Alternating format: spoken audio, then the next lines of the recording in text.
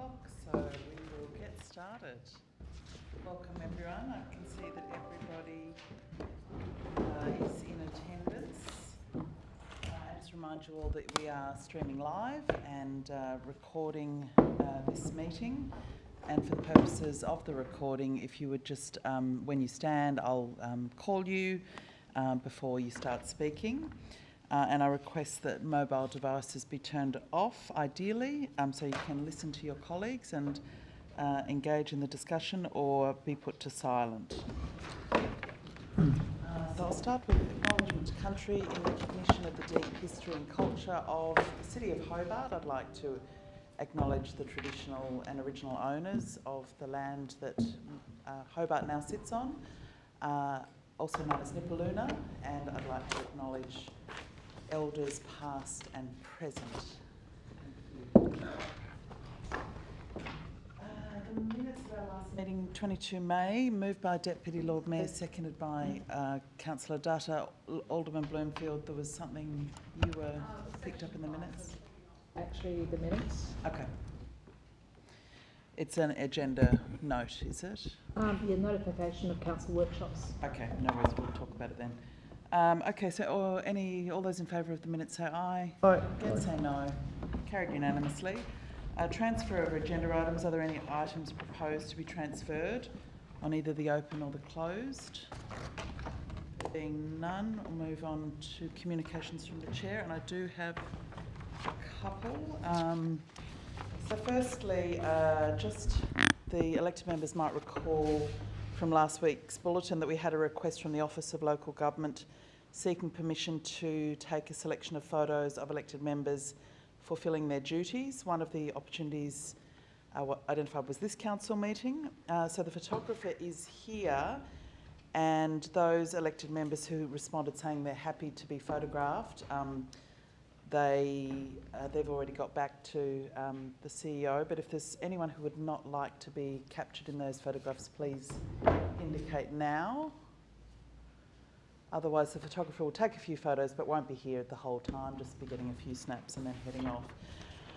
I do want to just report back to Council on my attendance at the ALGA last week at the Australian Local Government Association National General Assembly, and also a separate event on the Friday the 16th of June called the Australian Council of Local Governments, or ACLG for a new acronym. So the ACLG is a new initiative of the Albanese government to provide a forum for federal government ministers to engage with mayors or their representatives.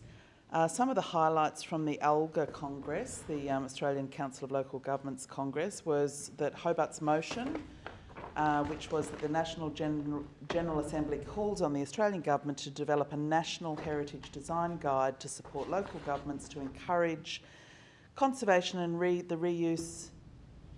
encourage conservation for the reuse and repurpose of heritage buildings for commercial and residential use, to adapt to a changing climate and be more sustainable and future ready, was passed unanimously by the Congress.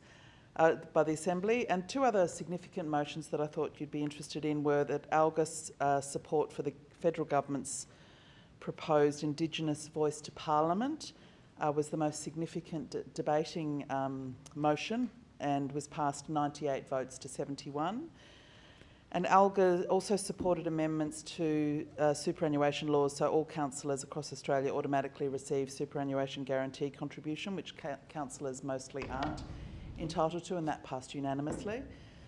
Oh no, not unanimously, but it was a very strong win. Another highlight from the week was some positive results from work that I've been doing over the last few months with other mayors and with the President of the Australian Local Government Association.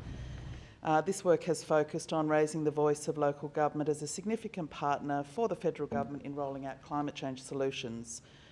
So as part of this, we brought together a diverse group of mayors to agree on a joint statement that was tabled at the ACLG forum with the relevant ministers, and the statement was also used in media and meetings with key ministers.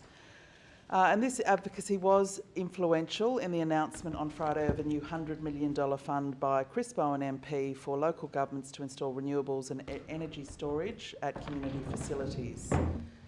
Also, the ACLG was a valuable forum to hear from federal ministers about the government's priorities and a range of new programs that we might be able to seek funding from. So I'll be writing to the ELT about what I learnt, and elected members about what I learnt about the range of grant programs that Hobart might like to apply for in the next 6 months or so. So if anyone's got any questions about it, please let me know. Thank you. Item 5 is notification of council workshops. So there have been 4 council workshops since our last meeting. They're listed in the agenda. 29th of May, budget, economic development. 31 May, local area schedule submission. 5 June, future of local government review. And 13 June, mobility plans and Elizabeth Street Midtown upgrade. So all of those occurred. Councillor Alderman Bloomfield. I was not noted as having attended one on the 13th of June. I, in fact, had attended. If that could be please adjusted. Okay, thank you. That will be updated in the minutes. Yes. Thanks, Alderman Bloomfield. I don't know whether we need to move that those workshops occurred. Okay, so it's for noting. Thank you. Item 6 is public question time. Are there any questions that we have received? That any from the floor? There being none, are there any petitions? There are. Leo's going to read out the petitions. Thank you, Lord Mayor. We have received a petition from residents in Newtown, and the petition is seeking the following action. As the landowner, the City of Hobart withdraw permission for Tas Networks to construct a substation in Harborough Avenue, Newtown, for the reasons set out above, and that the City of Hobart required Tas Networks to avoid removal of street trees for the future projects on council-owned land and encourage pole-mounted units are installed in preference to bulky, visually obstructive ground-level pediment units in local streets. And the petition goes on in regards to that specific matter, Lord Mayor, so we'll take that on offline. Thank you. Will be moved. Deputy Lord Mayor. That a report be prepared to present to council at the next available opportunity. And Barakis, all those in favour say aye. Aye. Against say no. Carried unanimously. Supplementary items. I don't think there are any in the open, so there are none. Item 9 is indications of pecuniary or conflicts of interest. Would anyone like to indicate an interest in any item appearing on the council agenda?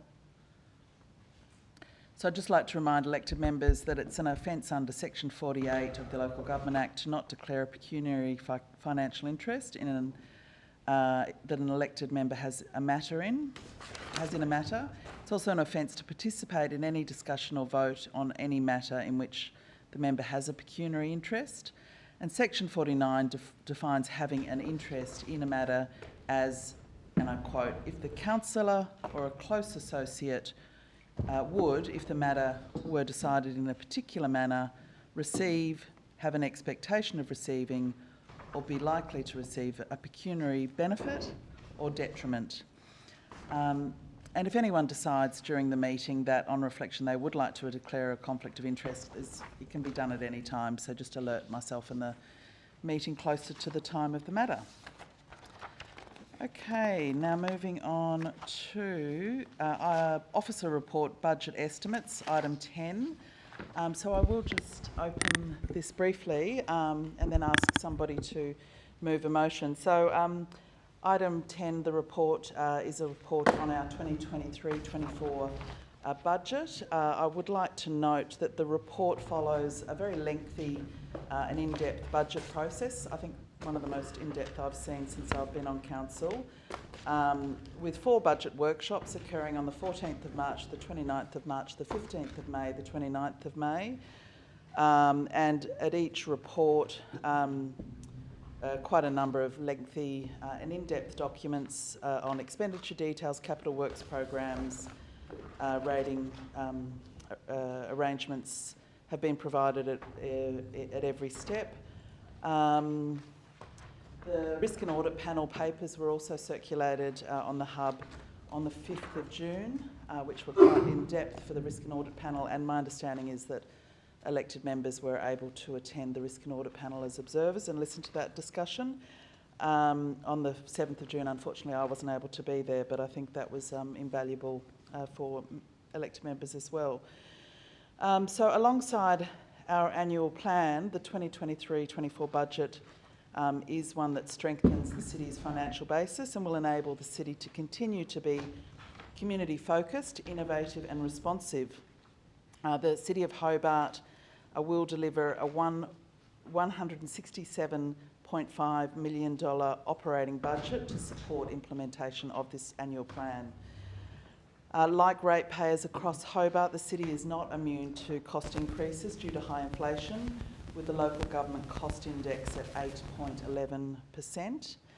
And although city costs are increasing at this high rate, the council has limited, through efficiencies and some cost cuts, the limited increase in rates for the average ratepayer to 6.9%, which is consistent with the current rate of inflation of the Hobart CPI in March. The rate increase for the average commercial ratepayer will be 8.9%, and for the average residential ratepayer, the increase in rates equates to $3.17 per week. And also in the report, the City of Hobart acknowledges that the current housing shortage, and also notes the proposal to implement differential rating strategy, and is also adopting a differential rating for properties used for short stay visitor accommodation and also vacant residential land. The report has quite a lengthy number of recommendations. In all, there are 11 recommendations, so I'll invite someone to move that.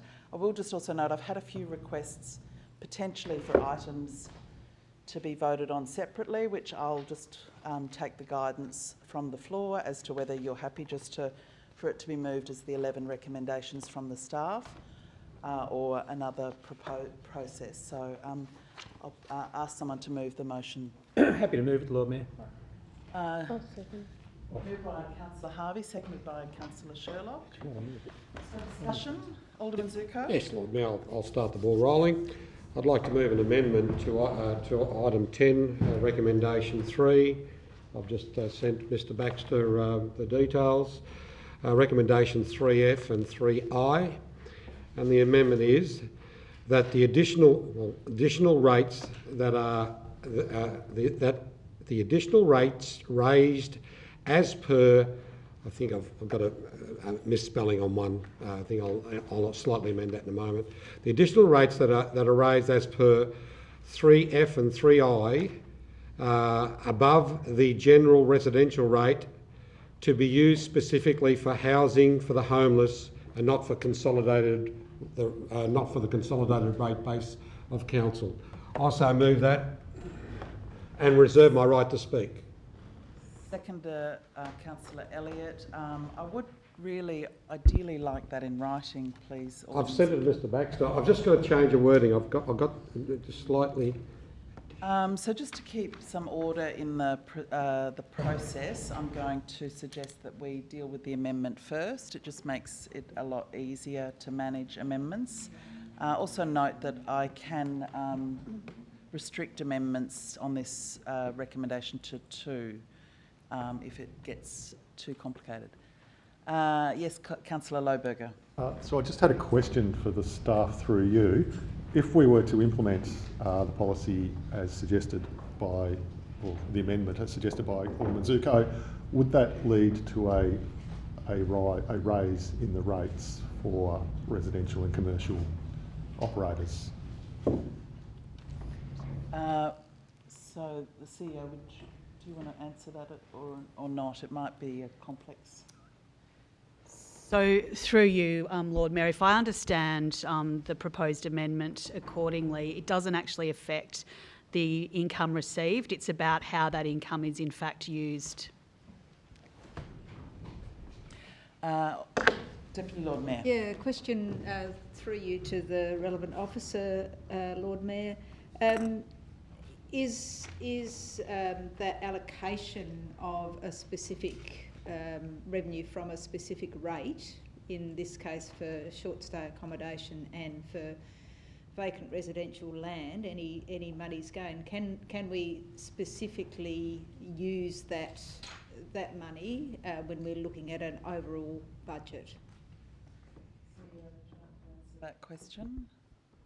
Through you, Lord Mayor, look, I'm not able to answer that specifically. Suffice to say, we would be required to come back with a report to Council on the options that would be available in implementing such a resolution. Lord Mayor. And I think this is probably why circulating amendments and getting advice on them beforehand is helpful, so that people can understand implications. Councillor Dutta. Thank you, Lord Mayor. Just a question through you to the officers. It's my understanding from the reading that there are 720 properties altogether with regards to this particular rate variation. And my understanding is that there's going to be 262 Airbnb short stay. I just wanted clarification if that's true. And if it is, the income from that would equate to $525,000. Just wanted verification for that and clarification. Thank you. Through you, Lord Mayor, I understand that's correct. Thank you. Further discussion on the amendment. Councillor Posselt. Thank you, Lord Mayor. Look, we have had a number of conversations in workshop with our financial experts about hypothecating revenue as a general principle. There are some small instances where it may be a great idea. So if you install parking meters in a small stretch of street, it's an avenue to help to get residents on board to say, well, you know what, we're going to help with that small section of street with that revenue for the first year, and we'll upgrade the street. And that's your reward for accepting the parking meters. There are a few small cases, but to apply a revenue hypothecation to the rates base, I think is poor financial management, as I understand it, and it would be short-sighted in my view, so I can't support this amendment. Further discussion. Councillor Harvey. Lord Mayor, I understand we have programs that assist across a number of areas in council, and they've been budgeted for, I assume, for the next 12 months, those social service kind of areas we have.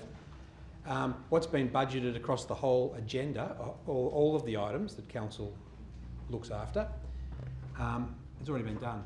So to take a chunk of money away from something and try and add it to something else at this particular point in time, I'd rather not be doing that. That sort of policy on the run, really, I don't support. I don't support a lot of amendments either, when we're looking at serious motions like we've got here tonight. So I won't be supporting this motion either, because I think as we go through the next 12 months, that's when we'll decide budgets towards assisting homeless for various other strategies that we've already got in play. So I'd much rather it be done systematically throughout the year, rather than come up with a way of transferring money from across the rates and across all the items into a specific area. So I won't support this amendment. Councillor Bloomfield. Sorry, Alderman Bloomfield, sorry. A question first. With this, we already, I suspect, spend a significant amount of money supporting homelessness issues at this point as well, anyway, don't we, I suspect? Would that be correct?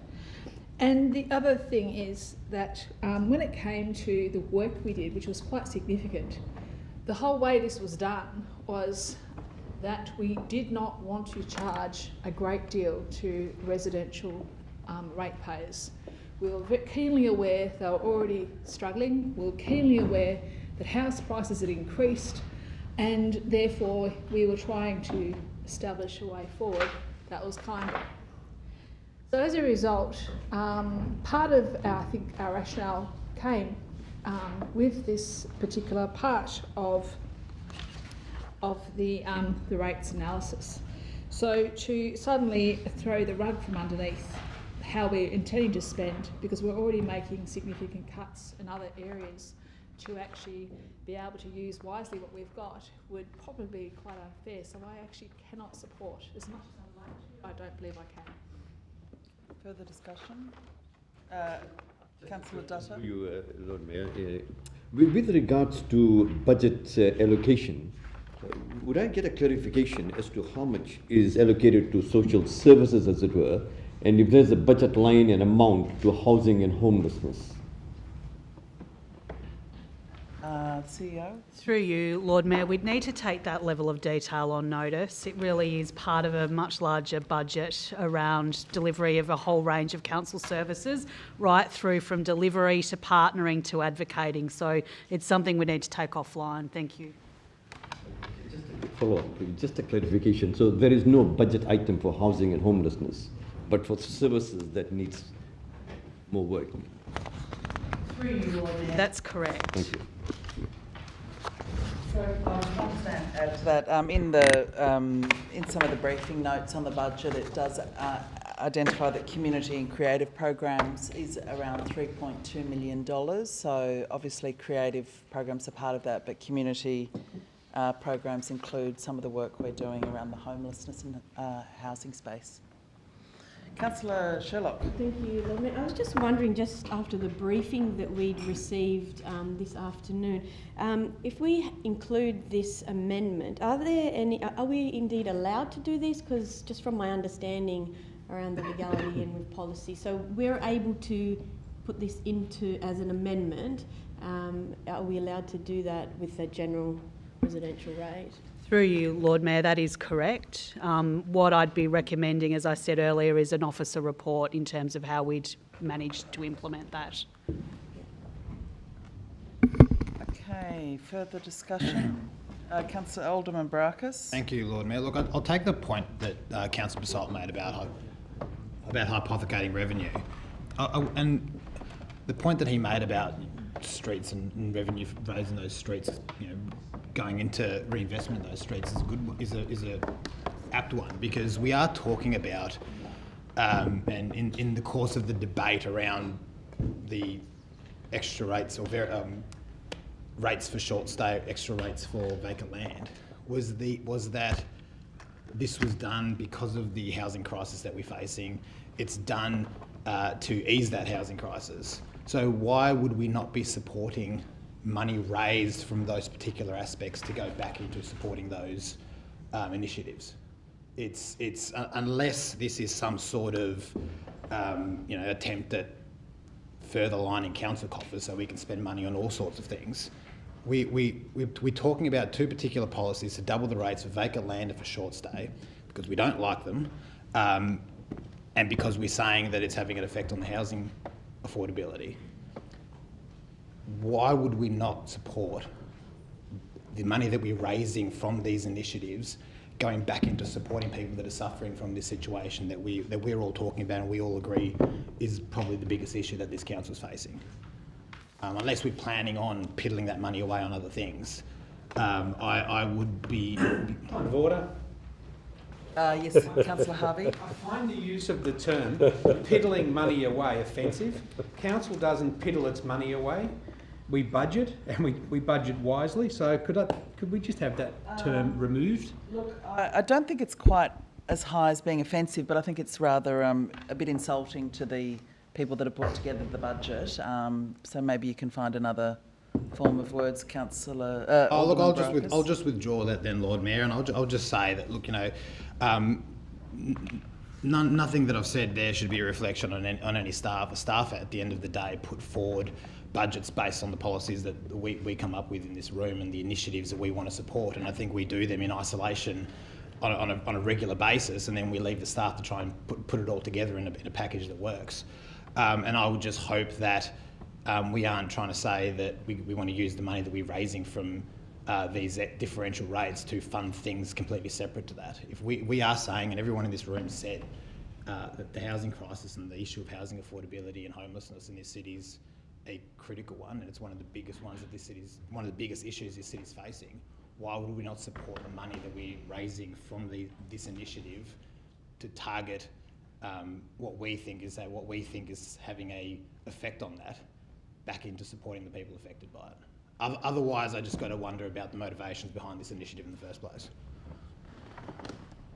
Alderman It's an Zuko. absolutely beautiful segue into what I'm about to say.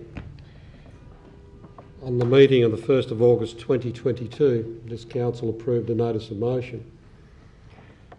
As part of that notice of motion, 4.4.2, in order to both ensure housing stock is retained and to stimulate residential development, the council commit to finding incentives through providing incentives twice in one sentence, especially to build on vacant land and to consider potentially significantly higher rates for short stay accommodation. Now, the intent of raising the rate higher for short stay accommodation was to provide incentives for the housing market, and the homeless are the ones most suffering. So if that was the original intent of what we voted on the 1st of August 22, why is it that we are not directing those funds as we intended to in the first instance to those programs? Now, I find that unusual that when I've read as much as I can in this report here, that the intent of what's coming up later, doubling a rate, was to do a specific purpose. If you're not doing that specific purpose, the question is later when you decide on the rate is, why are we doing it? So I'm sorry, all I'm doing is exactly what the original motion's intent was. Any further discussion? Yes, Lord Mayor, I take Alderman Zuko's point that it was very clumsy to have incentives in the one sentence twice, but leaving that aside and without belittling this very important thing that we have in front of us, I think unfortunately Alderman Zuko is missing the point, because the motion for increasing rates on short stay is about stimulating the housing market. So it's not only for short stay but also for vacant residential properties. So this is not about hypothecating specific money or rates revenue from this, because overall we're not getting an increased rate. We're not getting increased rates revenue overall, because residential landholders will be having a reduced rate. So this motion before us does not talk about all the incentives that the original motion addressed, because this is about setting rates and it's about budgets, it's about fees and charges. So it's not about those incentives. Those incentives will be coming later in the piece. You know, that's part of the work that still needs to be done. This is about rates revenue, and sorry, it's not about rates. It's about a specific rate for those particular areas in residential areas. So it's about stimulating the building of homes in these, or the retaining of homes in residential areas. Further discussion? Well, Further discussion? Just giving some thought on what the deputy's just said there. Is this a question? No, it's a question. I'm going to get a question. Yep. I'm giving consideration to slightly amending that amendment, subject to, of course, the seconder agreeing to it, if I may, Lord Mayor, which, well, as you well know, I'm able to do so. Order. The amendment's been put. We've debated the amendment as it's been put. If a substantial amendment is allowed now, then the debate must be started again. Can I just, what the deputy just said? Sorry, can I just make a ruling on the point of order? I don't think it's a point of order. It would need to be, Councillor Posselt, that you're of the opinion that a meeting procedure is contrary to the Act or the regulations. And I think, unfortunately, the regulations are quite silent on sort of amendments on the run, but I don't think it's great practice, and I am only able to accept 2 amendments on any motion, so you're getting Lord Mayor, there's been, sorry, Lord Mayor, there's been much amendments over the years that the wording's come up and it's been slightly amended. I'm very sorry to say that. It's been a practice. It's always been a practice. I think you've had you Well, say... may I ask for the... You know, it's okay. There's no problem at all whatsoever, Lord Mayor. Alderman Zuko, some of this could have been prevented had these ideas been brought up in workshops. A lot of things can be prevented. I don't need a lecture. Thank you. All right, so Councillor Dutta. Thank you, Lord Mayor. No, I want to commend Alderman Zuko for his motion. I think it's the intention and the purpose behind it. I applaud personally, being the chair of housing and homelessness. My only difficulty with that, however, I think it is so good. My difficulty is that I'm not able to get the figures as for services, the amount of money that we already spend and how much it's allocated in the budget. If I had those figures, as it were, I'd be in a much better position to say, okay, fine, if we are deriving 500,000 plus and we're already spending 500,000, then I would be happy with that. But because I'm in that predicament, not able to see the figures to make the decisions on the facts and evidence before me, I reluctantly will have to not support this. Further discussion? There's no further discussion. Yeah, I think I'll probably reiterate the comments made by Councillor Dutta, that we've just had some advice on this before the meeting, some legal advice.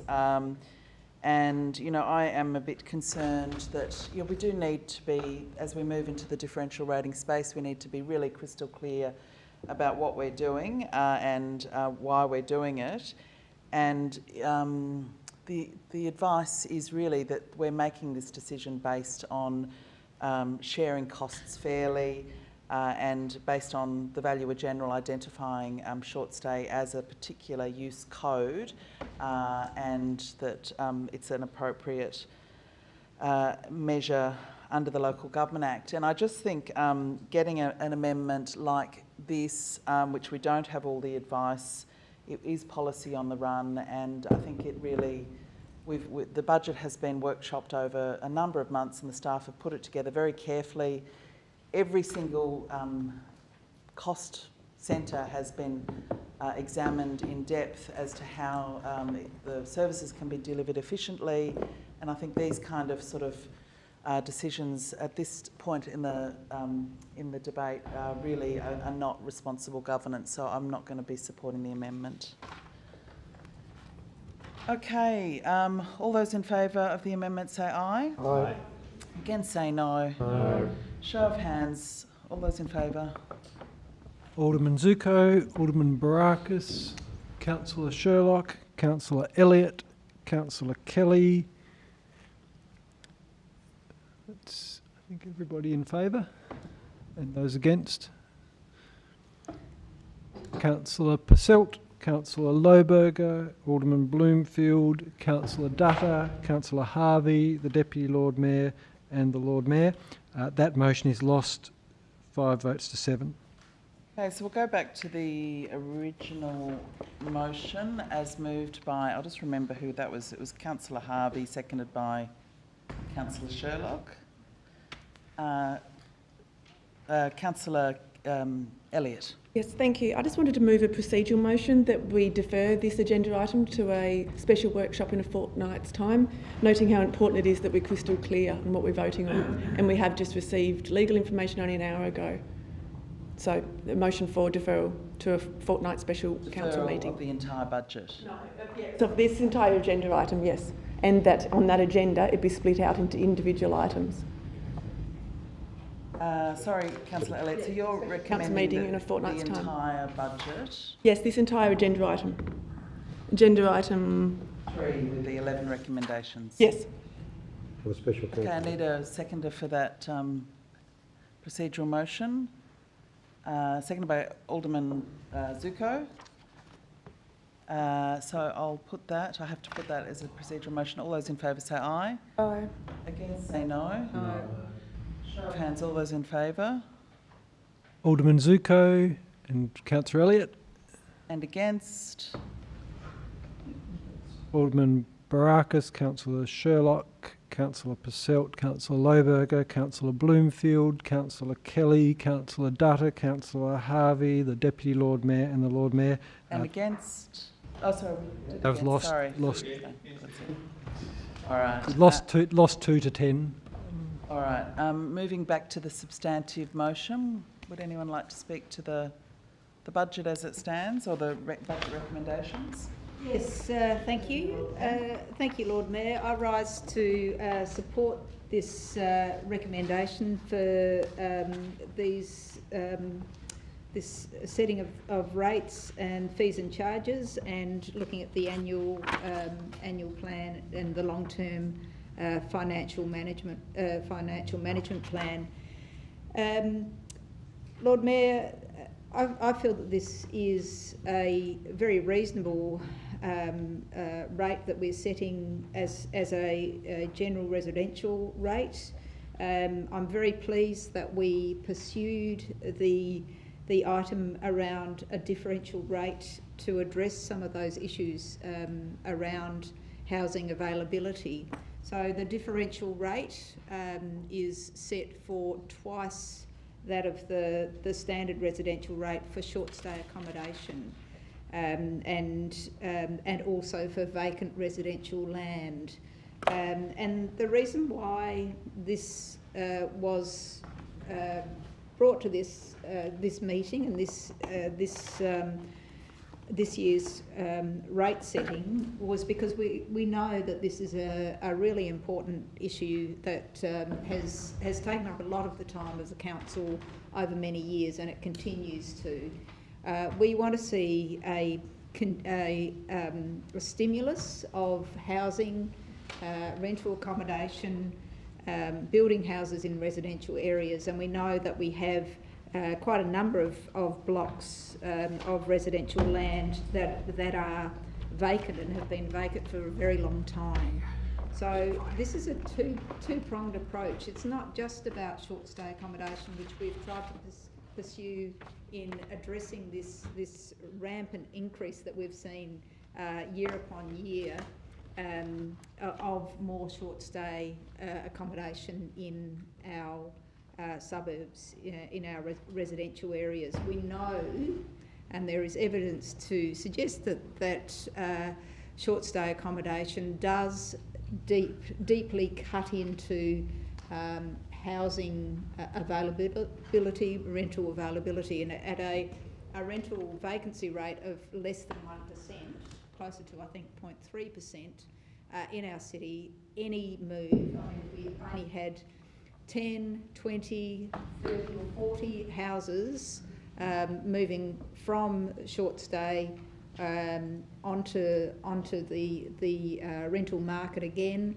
or as housing, then that would be a huge boon for our city. So as I said, it's a two-pronged approach. It's not just about short stay accommodation, it's also about residential land. So we are doing this, and I think it's a reasonable thing to ask that this rate is set at twice the residential rate. It's not a huge burden, but it's just it's using what levers we do have as rate setters, as councils, to be able to do this. Just finally, that I think that we have 262 rateable short stay accommodation properties in that R7 category that the value in general has already identified. If short stay whole home short stay property owners feel that they're not using this as residential land, then this can be tested through section, I think, 109 of the Local Government Act. So it's quite possible that this could be tested, but I believe overall this will be a much fairer situation for residential landowners paying effectively a less rate given the income that we're likely to gain from this rate source. So really commend this report, and also thank the relevant officers for the incredible amount of work and answering so many of our questions that we have asked to get our heads around this. So thank you very much. Further discussion? Councillor Harvey? Yes, I'd also like to commend the budget. I think it's a very responsible budget, and I'd also like to congratulate the staff on putting this together. The huge amount of work that goes into this needs to be acknowledged. The questions and challenges that they were thrown, they've handled well, and the answers have been very satisfactory. So well done to the staff. The process that we've gone through has been extraordinary compared to other budgets that I've been part of. We've had, I think, more workshops than we've ever had. We've had more opportunities to discuss the process as well as the outcome of the budget. And I'm pleased where we are now with this budget. I thought it might have been higher, but with good management and a good process, we've managed to deliver what I think is an excellent budget for the people of Hobart, value for money going forward. So I commend it to the council and hope we can all support this unanimously. Further discussion? I think Alderman Zuko was up first. Just have a question at the moment through you to the appropriate person that could answer it. In section 4.4.3 of the agenda item 4.4, it states that appropriate measures being considered to address the long-term unoccupied properties as part of the review. Could the appropriate officer please provide me the council meeting in which we considered that section of that motion? So, Alderman Zick, I'll just remind you that questions without notice in section 29 of the Act, a councillor at a meeting may ask a question without notice of the chairperson, myself, or through me to another councillor or to the General Manager. So I'm going to invite the General Manager Thank you very much. to respond to that question or not, or take on notice. Thank you, Lord Mayor. I will take that on notice, but I will just check in with our Director City Enablers just to make sure that is something we need to take on notice and aren't in a position to respond now. Lord Mayor, yes, CEO, we'd take it on notice that that would be the better way to consider. Thank you, Lord Mayor. Further discussion? Councillor Lohberger. I just wanted to rise to commend this motion to my colleagues. I think it's a fabulous budget. A lot of work's been done by the staff to avoid a much, much higher number, and I think all of us around this table really appreciate that. Also, given that I work with people in housing and homelessness stress, I really do welcome the move to differential rating. I think it's a fabulous step forward. And I think it's great to see a level of government actually taking action on this issue. So I will be voting for this, and I would encourage all my colleagues to do the same. Thank you. Further discussion? Any further discussion, Councillor Alderman Bloomfield? It's one thing that we look at the income of this, and I have to say that I was grateful to see that the final numbers, particularly for residential, were actually not too high at all, comparatively to other councils who weren't so successful to do the same. Equally though, I was also happy to see, having the fact that I am also a participant in the risk and audit panel, that the way the numbers had been handled, the way we had put money aside for future possibilities was done in a very, very professional fashion, such that we don't just have a great budget, we actually have one that looks forward in uncertain times, in times where we have quite large amounts of CPI increase, which we have to juggle. And then we also have the issue, which was quite profound, the impact for materials and supplies, which probably impacted our numbers more than we'd like to think. So as a result, I am satisfied that we have something worthy of voting through. Further discussion, Alderman Zuko. Yes, Lord Mayor, I have another question through you, Lord Mayor, to the appropriate person who can answer the question, whoever that may be. The question is, can someone please answer whether or not the state budget has been passed in State Parliament as yet?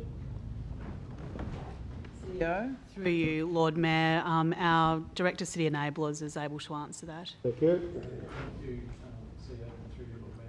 The current state budget hasn't been passed. It's still going through debate. Yeah. Further discussion. Okay, Councillor Elliott. I have several questions, well, a lot of questions, I need to be honest. I was still going through the documents into late this afternoon. I sent a lot through on the weekend, so I'm going to go through a lot of questions. So, my first one. And Councillor Elliott, I just have to warn you that I might not accept all of those questions be answered. That'd be disappointing. Well, let's get started, but there are constraints under the meeting procedures around questions. It's not just a sort of, this isn't a workshop, and there have been many workshops for questions and briefings and other things. So the council chamber isn't a place for sort of long lists of questions. So I will use the meeting procedures, but if you want to get started, we'll see how we go. Yeah, I attended all of the budget workshops and there wasn't the opportunity, and I've only been, the full documents have only been available since Thursday, so I've worked as fast as I can, but I can't sign off on something that I don't feel comfortable with. I've got questions in the budget around the external labour budget is more than double, is halved compared to the previous year. So the external labour budget last year was 605 and it's down to 266,000. And I was just wondering why. What are we sacrificing with that?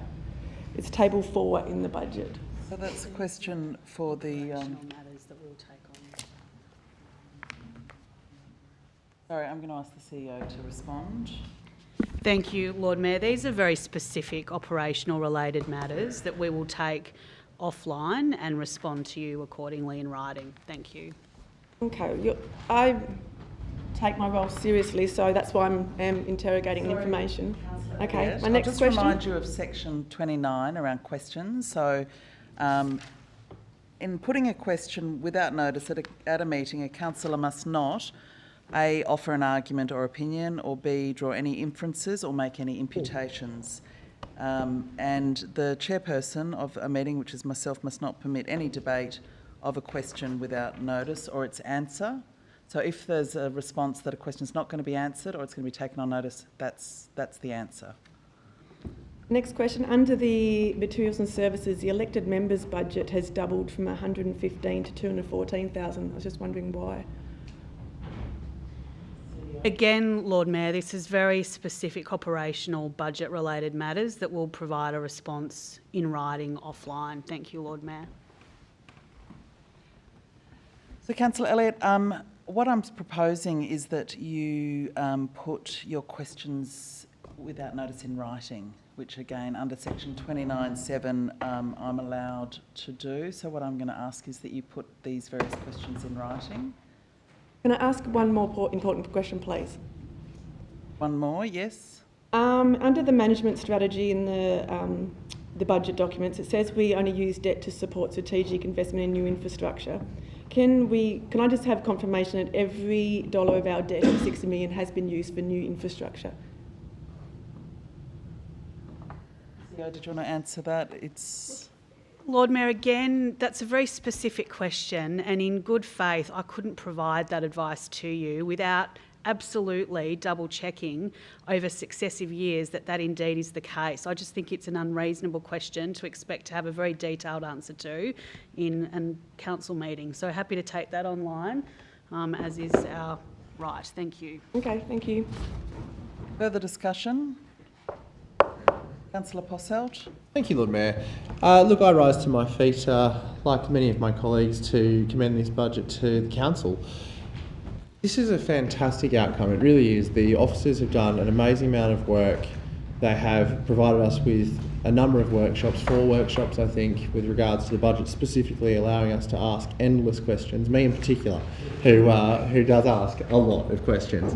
And every question I have asked has been addressed, whether that's been asked via email, over the phone, or through workshop processes. The director and all of the staff associated with the budget have really been working night and day and over this past weekend very hard, and I'd like to extend my sincere thanks. But this budget is a good outcome. It's a progressive outcome.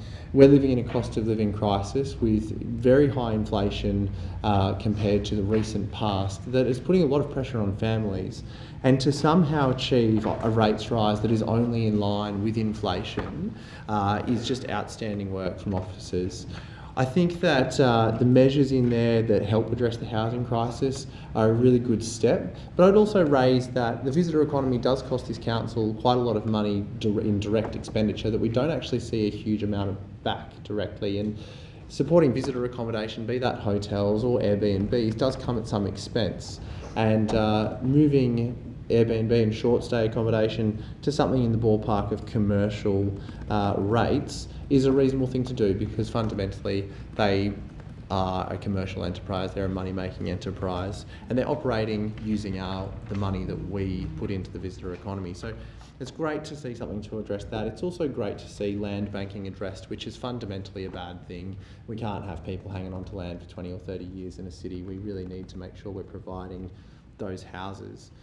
But other great things in here, and I'm not sure if the officers will be thrilled with me mentioning this, but well done to the ASU for having a negotiating team that negotiated a CPI increase to their wages. In a cost of living crisis, we are one organisation that is providing an income raise that is the equivalent of that cost of living crisis, meaning that our staff will be able to live that little bit more comfortably and with a little bit less stress, and I commend that negotiating team on achieving that. And equally on negotiations, I commend the council negotiation team for achieving around about $13.5 million of state and federal investment into this city through our grants program. 10.3 million to capital grants and 3.2 to operating grants to help us get stuff done is a really fantastic achievement. So again, well done to the staff. This budget sets us up for sustainability financially into the future, and that's what budgets should do. It tactfully brings down our debt over a number of years, reducing our ongoing expenditure to service that debt. There's no knee-jerk reactions. Everything is considered. It's not that we haven't tried our best at the efficiency end either. There are efficiencies that are being sought within the council to make sure that everything is running as smoothly as possible. And I again commend officers for undertaking that work to ensure that we are indeed operating as efficiently and as a lean, mean council machine. So we've limited our expenditure. We've sought money from the state and the federal, quite a significant sum, still managed to find $35 million in capital expenditure to enhance the environment and the city for ratepayers, visitors and people who use this place we call home. And we've managed to keep residential rates to sit in line with CPI. And I think that's a fantastic achievement, and I would commend everyone around this table to both thank the officers for their hard work and pass this unanimously. Alderman Zuko. Yes, Lord Mayor, I have a question through you to the appropriate person or yourself, Lord Mayor. Sure. Insofar as section 3F and 3I of the recommendation, can whoever is able to provide me the answer as to how we ascertained the 10.42 and the 12.28 rate rise and how that came forward. Thank you, Lord Mayor, and through you to Alderman Zuko, we are able to provide that detail, so I will ask our Manager of Rates, Procurement and Risk to respond. Thank you. Thank you, Lord Mayor.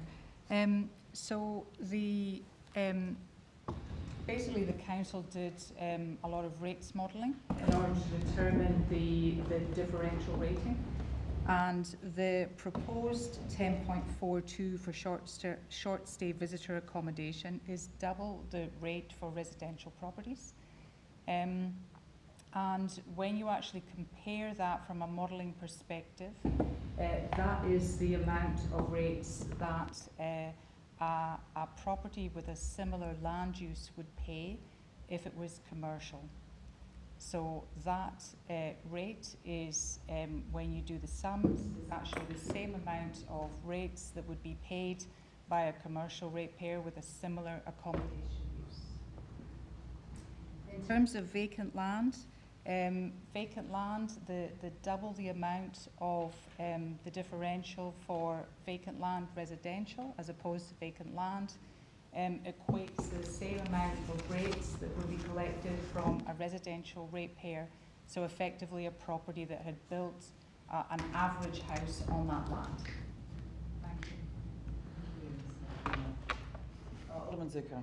Yeah, Lord Mayor, I may ask for an extension of 2 minutes later, if I may, but I'll start the ball rolling. And I ask the issue about the state budget very specifically because the state budget has been going through vigorous questioning.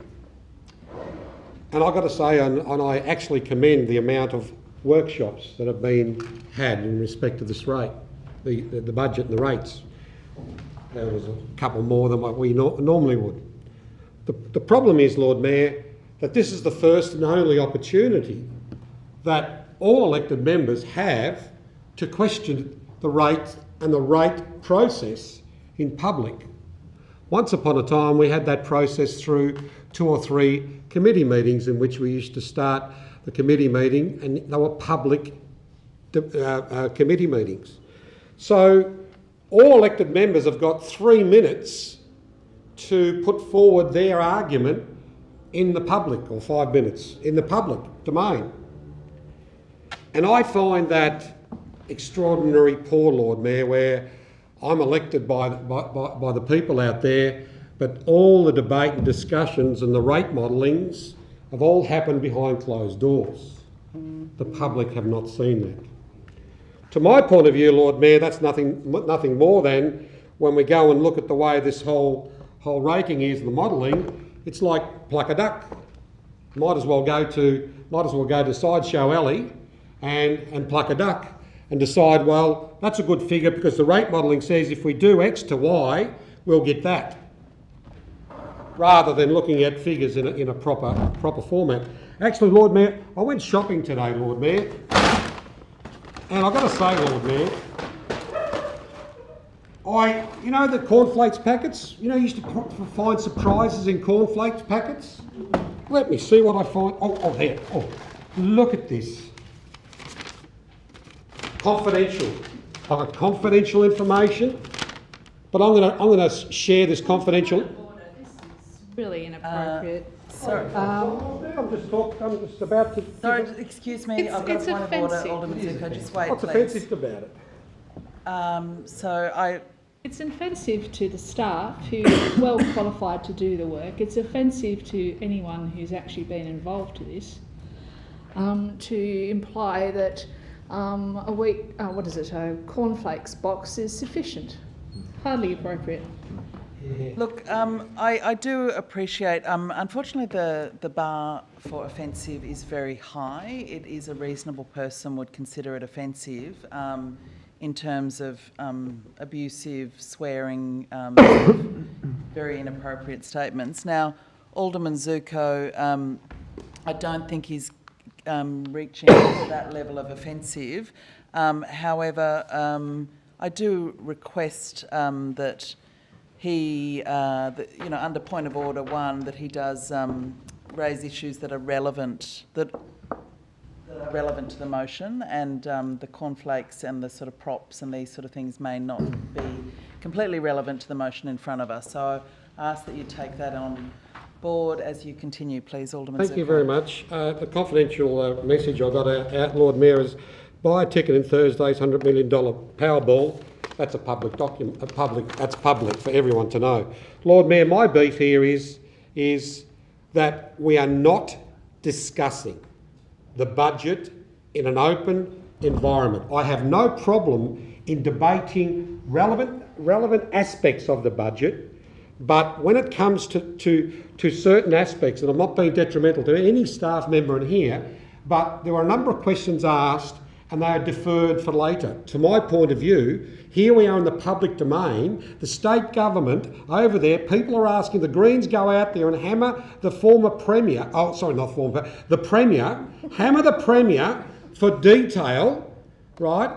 But when we come into this chamber, none of us can hammer anybody for detail because we're not provided the detail, Lord Mayor.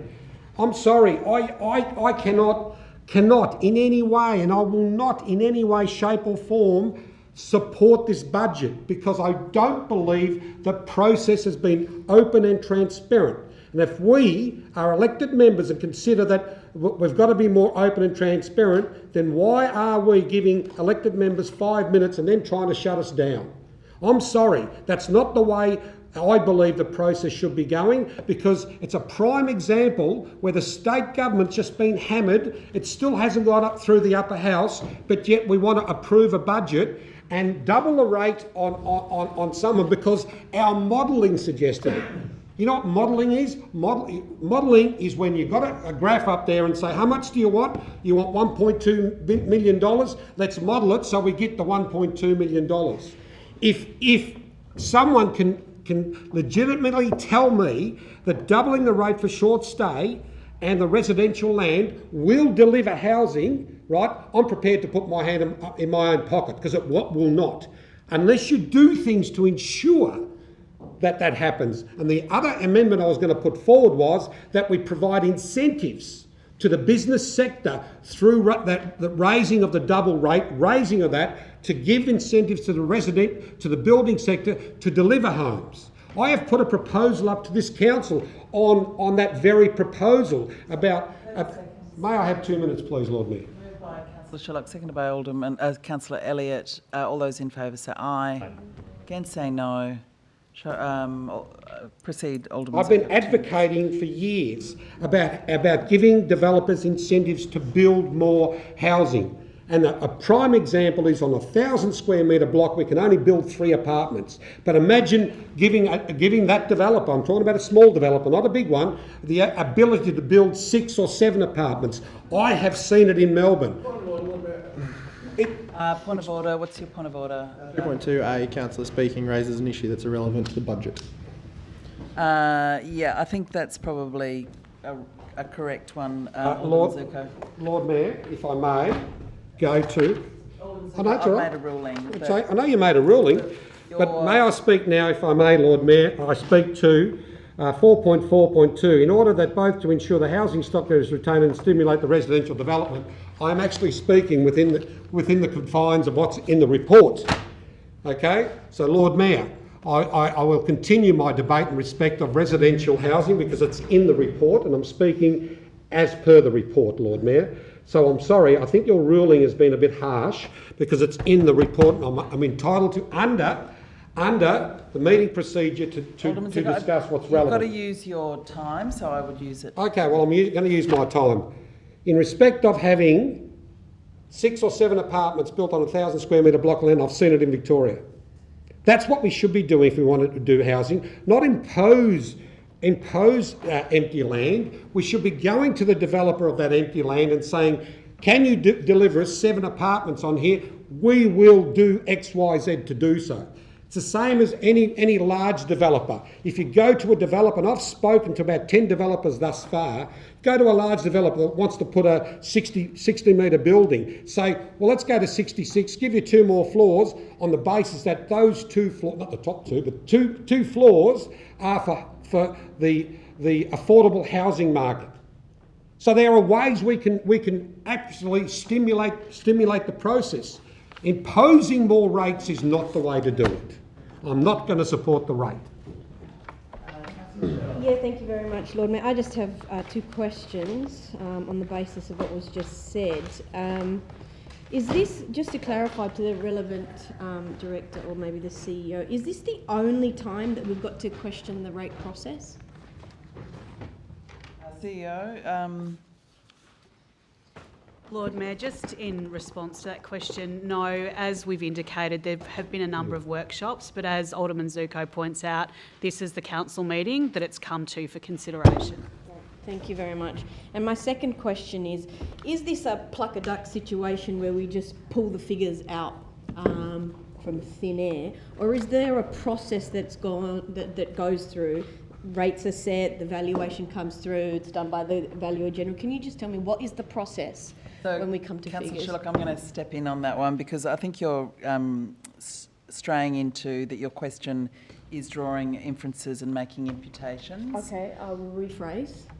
Yeah, but I can, I can tell you that the process, as I outlined in my opening, has involved 4 2-hour workshops that elected members, not all elected members did attend, but and each of those have had extensive materials and briefing materials provided. There was also the risk and audit panel process as well that elected members attended, and all the papers that were presented to the risk and audit panel. So there has been quite an extensive process, and in terms of the information that'll be available for the public, the entire budget is a document, and through our annual report will be available to the public as well. Sorry, Lord Mayor, thank you very much for that. But my second question was actually referring to the pluck a duck comment. I'd like to know the process of how we actually arrive at the figures. Okay. CEO. Through you, Lord Mayor, I will provide an overarching comment, and that is firstly that our role as officers is to provide our best advice without fear or favour into the chamber. It's then up to council what they do with that information, and I can say with confidence that we've been gone through a very extensive process that is underpinned by research undertaken by our officers, and I will ask Manager of Rates, Procurement and Risks to actually provide an overview of the process involved in recommending that rate wise. Thank you. Through you, Lord Mayor. Yes, indeed. Throughout an extensive process, which has actually taken 12 months, working with the Valuer General in respect to visitors' properties classified as short stay visitor accommodation. Of course, the Valuer General provides the valuation role to the city, and in 2021 we went through an extensive municipal evaluation which did adjust property values of properties in the municipal area. In terms of how the rates are set, it is an extensive and detailed process.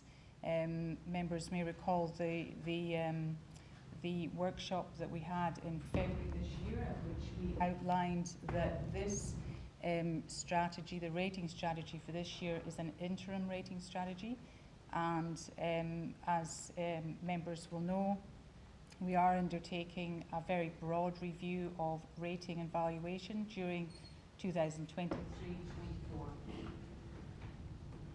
Thank you. Further discussion?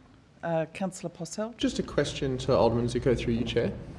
Yes. Thank you. Alderman Zuko, how many workshops regarding the budget did you attend?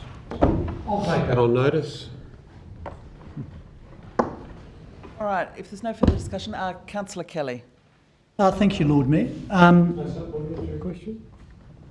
I also too reiterate what my colleagues have said about the officers and the work that's been done. I won't bang on too much about it, but I do have deep respect for the hard work and the integrity that they've given that. So well done, Mike and team, for that. Perhaps I move in different circles, but I do speak to a lot of hard-working, salt-of-the-earth people out there in the municipality who do have the Airbnbs. And we've all got a story to tell, and we've all got a different slant on things. However, I'd just like to make my voice known tonight that during the election campaign and during this lead up to here now, that it's not quite as simple as it might be portrayed in reports and speaking to people and that. Yeah, sure, there's some blatant examples of money grabbing and all that from just easily throwing the house on there and getting quick money. But I can tell you now that there's very few people who run Airbnbs that are making really big money. If you take into account the time that they spend with the cleaning, with the interaction and all the work that goes with that, it really is a bit of a cottage industry. I never hear anyone here today talk about all the positives that it brings. I've seen firsthand too people who just can't afford to stay in hotels, who come to Hobart to hospitals with entire families and will take out our entire home while operations of young people and old people are being conducted. There is a really genuine place in the market for this type of alternative accommodation. So I'd just like to make mention that, you know, I think the whole industry of the Airbnb is being vilified and a bit bullied in the whole thing, and you know, it really isn't quite that simple. So far as vacant blocks of land go, once again, I'm first to admit I do have vacant land. I've planted trees on it. I see it as a land bank for the future. Maybe one day someone might build on it. Every new house, by the way, we build, you know, produces 80 tonnes of CO2 emissions. The average car uses about 17 times less than that. You know, it's just vacant blocks have a very valuable place in our community. And I tell you now, there's not many left out there in Hobart. So once again, it's a bit of a low-hanging fruit sort of thing here. And let's just whack a tax on these guys. I've had 3 phone calls today from people exactly like me who see their blocks as being more of a heritage, an environmental zone and buffer, and they feel really, really bummed out about this whole way this has been approached. Finally, I take Councillor Zelinda's comments about, you know, there's a lot for us to get our head around with these budgets. You know, I still don't know a lot about it. I think that more time should be spent in enriching and empowering us people, especially probably new people or people who want to know a little bit more about the nuances of it. Maybe this year's been a bit more exceptional than others, but I'd like to think moving forward that we can get a more deeper understanding. We can ask more questions and look at probably other alternatives with that matter. So once again, thanks for the work you've done, Mike, on that, and that's all I've really got to say for the time being. Thank you. Alderman Barakis. Thank you, Lord Mayor. Look, just to start off with, I'd like to echo what a lot of my colleagues here have said and commend the work of the staff.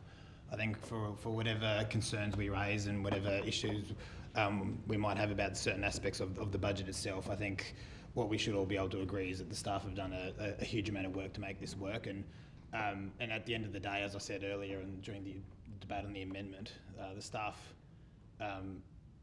take everything that we vote on and all the different initiatives and policies that we put forward in this chamber and have to make it work in a budget. So, and I know as well, you know, the amount of questions that have been asked by myself and others have been responded to in a lot of detail and very rapidly. So I'd thank all the staff for that.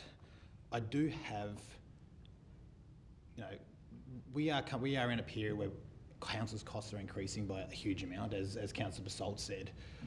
We've had a increase to our labour costs of almost 7%, which is huge. And that is an impost on the taxpayer, and it's an impost on our costs as a council. We do also have to note though that everyone's facing these issues as well, and we need to be really mindful about that when we're looking at the way that we're spending ratepayers' money, and when we need to be really mindful of that when we talk about how much extra money we're planning on taking from ratepayers. My issue with elements of the budget isn't so much whether it was put together or whether it was, can't remember the term that the Councillor Sherlock said, but you know, whiffed out of thin air. I'm not suggesting that's the case. My issue is, and Councillor Dutta, I think, may have arrived at a similar point or made a similar comment, but you know, we talk about how much money we're spending on housing. And the line item that's in is the $1.3 million in community grants, but we don't know how much money we're spending on that. I know in the past, in years gone, when I was the first couple of years I was elected to this council, we were provided with a document that had this much money spent in the planning department or the parks department or the roads department, and the sort of headline figures for them and the broad policies and initiatives in those departments. I think that's important for us, and I think, you know, I acknowledge that we've had a number of workshops. I was able to attend some and I was unable to attend others. And the reason that I was unable to attend those is due to my responsibilities in my other role as the Parliament debated the state budget. And yes, there's closed meetings as they go through the formation stage of that budget. But once that budget is tabled, it's tabled with quite a bit of detail as to where the money's being spent. And the public's given a chance to look at it. And then the elected representatives of that place are able to ask questions on the record, and the public's able to hear what the answers to those questions are. And then at no point, I don't think, would any elected member in that other place not be able to say that they didn't have every opportunity to give good scrutiny to that budget, so that taxpayers can be comfortable in the fact that any potential, waste of taxpayer funds or any misuse or any issues or inefficiencies haven't been properly looked at. I'm not alleging that there is, a waste or a misuse, but part of our role as elected members is to not just rubber stamp the decisions that come before us, and that's not reflective of the staff and the recommendations that we get. But we need to provide scrutiny to these things, and I think it's difficult when we have these workshops that are completely private and the documents that are provided to us in those workshops are marked as confidential. And then we get to council with an agenda that's put out 4 days before the meeting, and we ask questions and the questions are taken on notice, and by the time we get the answers to the questions, we've already made a decision. I would like to see, and look, it's not reflective, it's not much that can be done in regards to this budget, but I'd 30 like seconds. I'll ask for another 2 minutes, Lord Mayor. Moved by Councillor Dutta, seconded by Councillor Posselt. I'd like to see us perhaps in the future go down some sort of light version of an estimates process as the Parliament does, so we can actually, have these conversations on the record, ask questions, so we know, so ratepayers can actually look up and see and hear from us and hear from the answers that are provided where their money's being spent. Because it's easier to say we've got a $1.3 million community grants, but it's harder to say, or we've got initiatives in the planning space, or we've got this much money being spent. We don't know, and the ratepayers don't know where that money's going, other than the capital works budget and the itemised grants list that are on there. We need the ability to ask those questions, and I think the public needs that ability to see all that, to know where that money's going, and to be able to make representations to us or ask questions of us. So then when we do pass the budget, they know that it's been looked into. Look, I completely believe that the staff have done their best work in making this work and making a budget that is sustainable with the increasing costs that we have in this economy. And I'm not putting this on them, I'm putting this on those of us around this table. I understand there's been some difficulties as far as reporting with the system that council has, the financial system, and I think we should, I'd hope that that's endeavoured to be resolved soon. But the reason why the budget, 30 seconds. The reason why the budget in the state parliament hasn't been passed yet is because it's undergone weeks of scrutiny, weeks of ability for politicians down in that place. Point of order there. What's the point of order? I just think it's really misleading to compare us to parliamentarians. We've got different roles. Our roles are completely different, actually. So, is this that the councillor speaking is raising an issue that is irrelevant to the motion being discussed? I think so, yes, because we are not actually parliamentarians. We do have a completely different set of roles. I do feel that the point that you're trying to make, Alderman Barakis, is a bit irrelevant to the motion, because it's sort of bringing in a whole different level of government that operates under a different act and all those sort of things. So perhaps, I think we've got your general point, but maybe... Okay. Look, I'd like to see us in the future be able to have some more transparent and greater level of scrutiny. I don't believe that, whilst I'm sure well-intentioned, that the outcome of the differential rates will be what this chamber's hoping it will be. I don't see the increase in rates to short stay do anything other than increase the fees that those that are renting those short stays pay. And I really worry, we've got a period where construction costs have doubled, inflation 7%. That's time. Okay, Lord Mayor. I'll leave those comments there. Discussion? Yes, Councillor. I just wanted to ask that we vote on the rating section separately, so that we don't vote on it all together, but perhaps part 3 is voted on separately. So I'll just have a look at that request, just so I'm clear on it. Before I ask if there's any further discussion. So sorry, item 3, you would like that voted on separately? All the rating. The entire 3, 1 to H. Sorry. Yeah. Okay. So I'd probably prefer a seconder for that proposal, that proposed motion to do that. Just not to preempt anything, but I imagine only I and F are the two that are really controversial in that section. I wouldn't want to go through 15 different votes for... No, I think the entire section 3. Yeah, the entire section. So we just vote twice, once on everything else and once on section 3, all of it. Oh, Lord Mayor, I'd like to have I and F. I think a few people would like to have I and F separate to the general rates. Okay, so I've got 2 proposals in front of me. Okay, so Alderman Barakis, would you prefer... So it's a proposal from Councillor Lohberger, sounds as though it's seconded by Alderman Barakis to vote on item 3F and 3G separately? Not G3. Oh, sorry. F and I. F and I. Okay. All right. So that's a proposal moved by Alderman Barakis, seconded by Councillor Lohberger. It isn't necessarily something we have to vote on, but I'd just prefer to see if people are happy to do that. I'm just going to put it to the vote. All those in favour say aye. Aye. Against say no. Carried unanimously. Okay, we're not at that stage yet, but when we go to vote, I will do it in that way. Unanimous. Okay. All right, not unanimous. Right, I'm going to put that to a vote. All those in favour? Aye. Aye, put your hand up. That's Alderman Barakis. Sorry, Councillor Sherlock, I don't think it's you. Yes. Sorry, Alderman Barakis, Councillor Sherlock, Councillor Elliott, Councillor Purcell. Point of clarification, Lord Mayor, sorry to interrupt, but I'm just waiting for it to come out on the screen so I can read it. Can't do everything on the screen, No, sorry. I'm just... Oh, okay, no worries. Okay, so could I just hear it again, please, Lord Mayor? Procedural. Can I hear it again, please, Lord Mayor?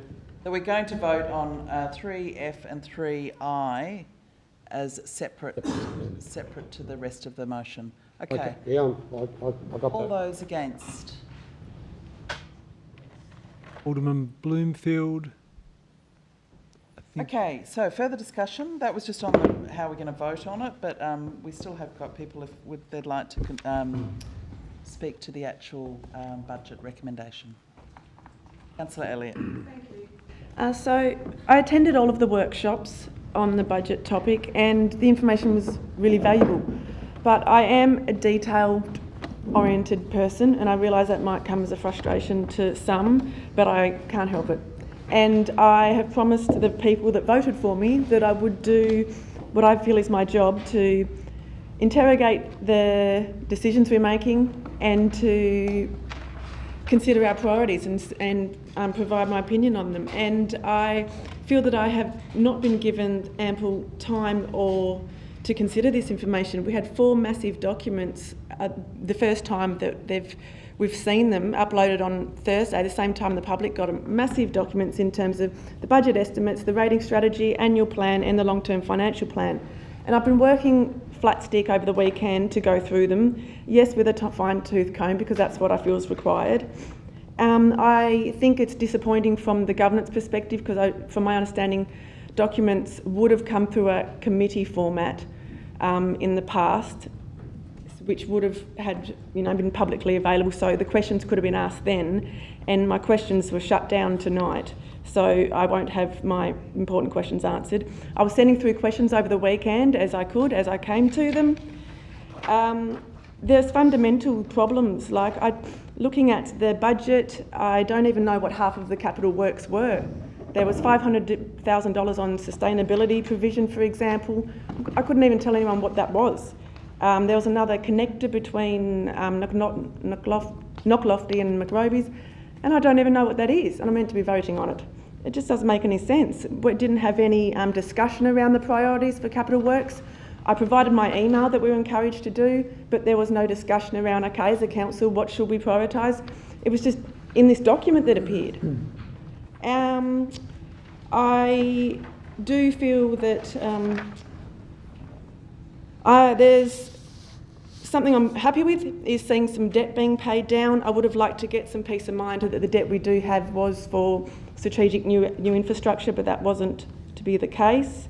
I'm uncomfortable with the low level of surplus being only $500,000. That's very worrying to me. I'm troubled with the fact that we're increasing parking again and don't want to see parking turn into a high cost, low volume luxury good. I'm worried about the aquatic centre fees going up and the impact that has on families and health and wellbeing. In the financial principles as well, in the long-term financial plan, it talks about transparency and accountability around being one of our principles. And I don't feel that I've had transparency in the information. The details only become available in the last 4 days. It's the first time I've seen it. And this is critical. I was shaking my head. I couldn't believe this is the first time seeing these critically important documents. I was providing questions as I could, but oh gosh, it was frustrating.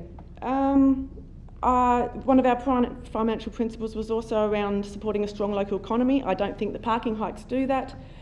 Risk management practices, again, as a financial principle for unseen events. I think the surplus is too low. From the short stay topic, I was taking calls all weekend from people trying to, with questions around how it would work, and we're putting up a rate and there's literally no policy attached to it.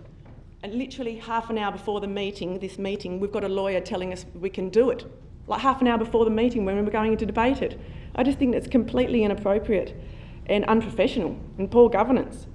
I had 3 people call me saying that they have short stay property and they long-term rent it, because there's dozens of situations out there with people got a permit just in case, and now there'll be a lot of notices to vacate being issued for people who are like, well, if I'm going to be paying short stay level rates, I'm going to turn my property into short stay then.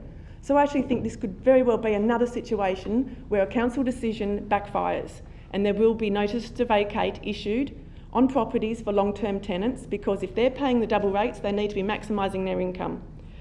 I think the argument that the rates will go down for others or go down for other people is laughable. I think that I have concerns with the annual plan, and especially overall that this is the annual plan for our council. We haven't even talked about it. 30 seconds. Can I please have an extension of 3 minutes? I think you can have 2. 2 minutes, yeah. The meeting procedures. Moved by Alderman Zuko, seconded by Councillor Sherlock. All those in favour say aye. Against say no. Carried unanimously. Yeah, the annual plan, which is, I guess, the to-do list, the roadmap for the next year in council. We haven't even talked about that as a council. And I'm troubled to see that the introduction for the annual plan comes from the CEO, because my understanding is it's the council's annual plan. And I understand that introduction from CEO has only been in the last couple of years, because it's a council document. It should be from us. I think the listing in the some of the items as listed in the annual plan are too vague and non-specific. So overall, this isn't a reflection on the hard work of the finance team. I think they're highly talented professionals and I really appreciate the information they give back. This is more a reflection on the steps that... Sorry, Councillor Elliott, can I just stop you there? I've just had a look at the meeting procedures and you are entitled to 3 minutes. I thought, thanks. Do you want that? Or are you happy with Let's see how I go. Yeah. Okay. Yes, no, it isn't a reflection on our finance team, but I think, like Councillor Kelly said, I hope this budget development process improves significantly, because while we had workshops and there was valuable information on there, we need more detail. I take our responsibility under the Act to be, we are the ones, us 12 are responsible for the governance of the council. And there's no way in hell I'm going to be voting on documents when I don't even understand some of the stuff that's in there and I haven't been briefed on it. And that I've asked for example, on capital works briefings, and they come through at 11:37 on the day that we're actually talking about it. No way. So, like I said, I won't be supporting this because I've made a commitment to the people that voted for me that I will examine our financial decisions and our priorities, and I feel I've been hamstrung and not able to do that and disempowered, and I think the culture that around withholding information, which I do know does exist, needs to cease. Further discussion? Thank you, Lord Mayor. I also want to say thank you very much to the staff. Thank you for the various different opportunities that we had to really just interrogate your work and how well you took our questions, the workshops that we've had, the ability that we've had to take time out of our working life or being parents or doing something else and just hammering you with a bunch of questions. So thank you for letting me do that, and I really commend the work that you've done. I did just want to answer just a few things that I was asked, which is will short stay accommodations be provided with extra services as a result of this increase? And I think, as Councillor Posselt already noted, you know, the things that Council already does provides extra services to SSAs, such as enabling tourists to come here, and also events such as Dark Mofo and various other events that Council actually increases our tourist attractions, really. Number two was, what if you have a permit and you no longer use it? I think Councillor Elliott raised that as well. But as was pointed out in our briefing earlier today, that issue is really just null and void. Why is it null and void? Because Section 109 actually enables an individual to put forward, it's a statutory process, it's a statutory requirement, so you can actually change the use of your land. So that primary use then is determined by the valuer general. So that's a non-issue. Next, when we talk about what Alderman Barakis was talking about, and rightly pointed out, I think, by Councillor Lohberger, we are not state parliamentarians. We are local government, and we definitely do have our processes. However, I think it's also been noted that, and maybe somebody can clarify this for me, that there is a body of work around developing a service catalogue for the budget. Is that correct? Potentially, or something that we could look at in the future. Yeah. Thank you. Just to clarify, we are currently developing a service catalogue, and we have been for some time. It hasn't been used to inform this iteration of the budget, but it certainly will be in the coming budget, Lord Mayor. Thank you very much. And I think so. What Alderman Barakis is saying, perhaps that service catalogue could actually address that. And I know Alderman Barakis and I, from the last budget that we were a part of as elected members, we certainly didn't have that, so I look forward to that, and maybe that's a really good idea and something we can take on board. The other thing that I did want to note around the strategy is that, the rating strategy, from my understanding, there was a 46% increase in residential valuation and only 3% in the commercial valuation. And so one of the reasons why, I suppose, if we look at this differential rate, is that residents, or for the general rate, they'd have to pay about $8 million in shared amount, whereas commercial rates would then be in the negative. So what we're looking at is a more equitable approach for how individuals can actually pay their fair share. And we've done that with this differential voting way. So differential... Sorry, Councillor Schiller. Thank you very much. Rating. And so I suppose if we look at it in terms of a pie, that these two categories now contribute to an increased amount to that pie on average in comparison to the general rate payers. And I think that's an equitable approach. And if we look at that from that perspective. When we're talking about parking fees, from my understanding, there was a strategic review on parking, but what we thought was that we would increase parking until this review was actually done. That's, to my understanding, why that's in there, and it's at the parking is also going up by CPI. And also, when we're talking about fines, let's understand that those fines is something new I learnt today as well, after really just hammering the directors on various questions, is that fines are a statutory fee, and so enforcing the fees is actually by the state government, not us as council. I think that pretty much wraps up everything I wanted to say. But yeah, thank you once again to the staff. You have done an outstanding job. Thank you also for putting up with our shenanigans. We appreciate it. Councillor Posselt. Thank you, Lord Mayor. Just a question to the CEO, if I may. Can the CEO confirm that there were no less than 23 individual documents that were uploaded to the Hub, including questions from elected members to the Director of City Enablers regarding the budget that were accessible to all elected members before this meeting? Lord Mayor, I'm not in a position to be precise about the exact number of documents, but they were progressively uploaded, and certainly all of the material to be provided to Council in informing decision making was there. Thank you.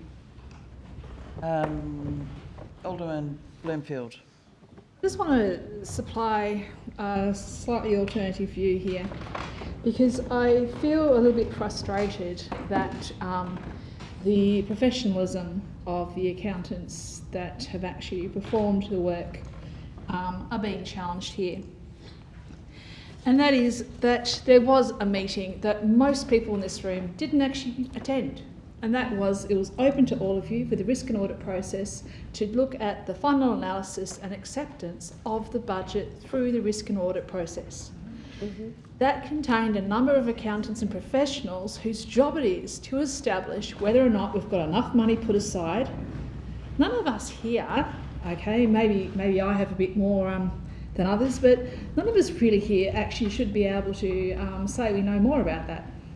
We need to actually respect opinions of those who are in a professional status and point to make some of these decisions. So when someone says through a risk and audit panel that this money put aside is appropriate for this council based on the law, then I'm sorry, we actually should be respectful enough to appreciate that's probably accurate. Mm-hmm. In addition to that, we also, not that anyone except for perhaps Councillor Burnett and myself, were probably over the fact that there were significant ratio analysis and other risk performance analysis performed on these numbers.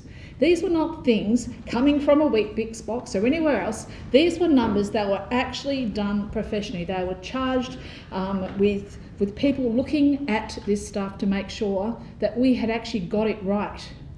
So frankly, I'm frustrated that this room feels that we should be in fact looking at elements that really we don't necessarily have the right to do so.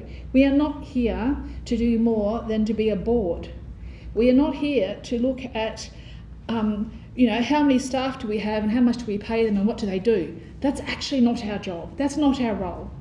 What our role is to look overall, to take the professional opinions of professional people through things like risk and audit panels. Once again, as I said, you were all invited, but almost no one came, to actually appreciate and understand why we came to these numbers, how they should be analysed, and then respected. Yeah. Good point. I've got a question, Lord Mayor, on similar vein, and that's the role, and as was explained to us, I assume, in our workshop when everyone was elected, the role of the elected rep, looking at the high level stuff, not drilling down into the minutiae. Sure, we don't decide how much toilet paper gets bought, so drilling down into that, that's not our role. With that question, but our role in general, yeah. Right.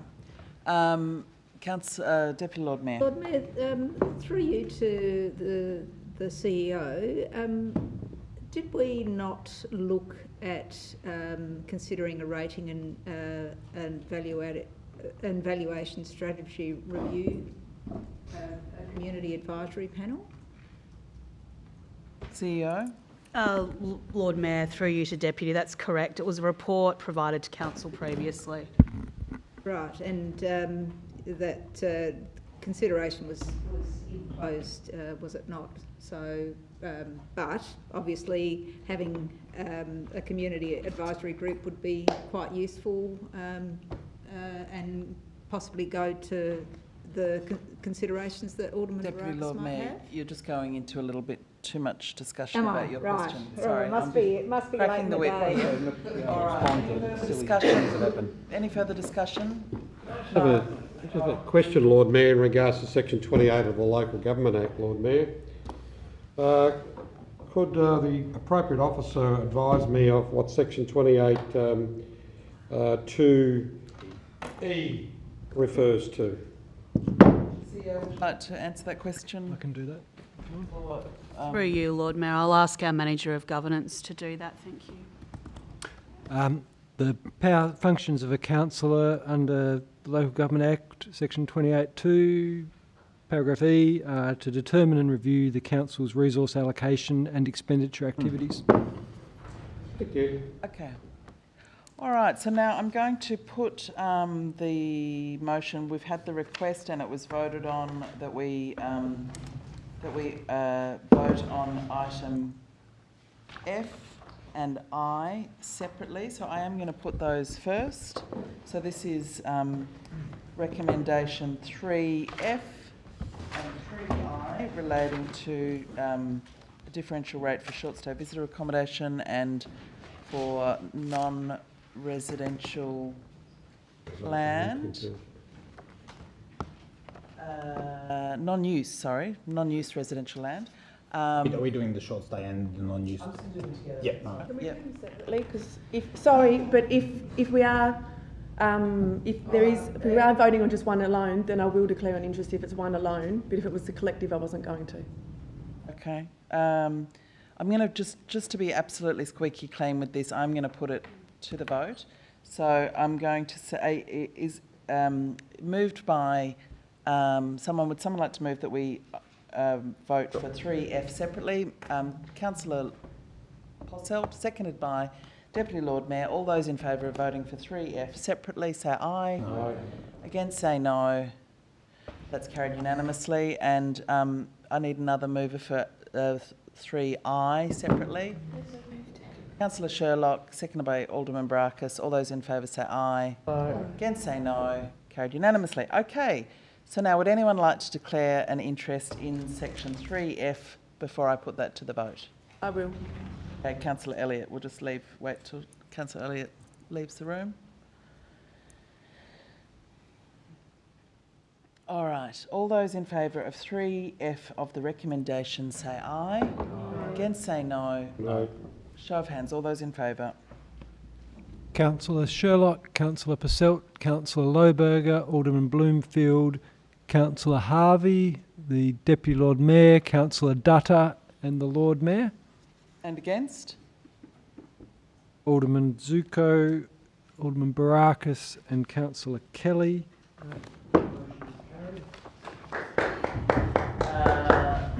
So now, on the 3I, all those in favour say aye. Aye. Oh, no. Against, say no. No. Show of hands, all those in favour. Councillor Sherlock, Councillor Posselt, Councillor Lohberger, Alderman Bloomfield, Councillor Dutta, Councillor Harvey, the Deputy Lord Mayor and the Lord Mayor. And against? Alderman Zuko, Alderman Barakis, Councillor Elliott, Councillor Kelly. That motion is also carried 8-4. Okay, so now we are going to vote on everything else, recommendations 1 to 11 and the items of 3 that we haven't voted on. All those in favour say aye. Aye. Against, say no. No. Show of hands, all those in favour.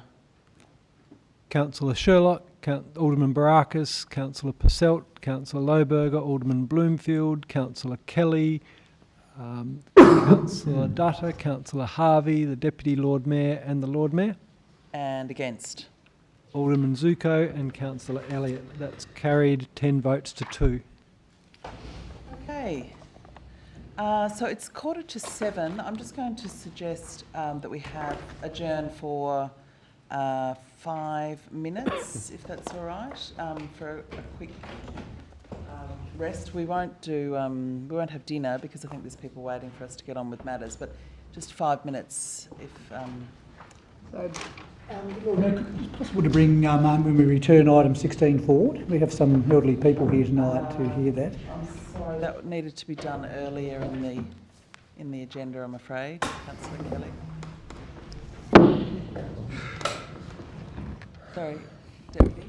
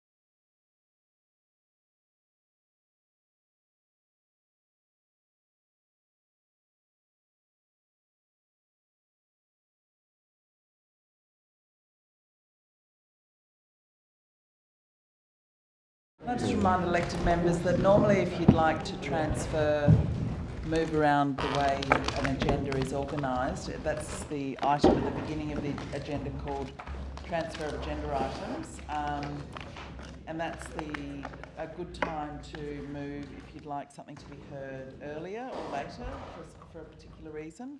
And that option's open to all elected members. If you've got to leave early or there's people you want to be able to see something, that's certainly there. So that was there as the normal place that you can transfer agenda items. But I've had a late request from Councillor Kelly to transfer an agenda item, which I'm happy to accept on this occasion. So, Councillor Kelly, if you'd like to move that motion now. I'd like to move that item 16 is brought forward regarding the proposed tram garaging. Seconded by Councillor Burnett. Oh, sorry, Deputy Lord Mayor. Thank you. No, carried unanimously. Okay, so we're now opening item 16. Recommendation.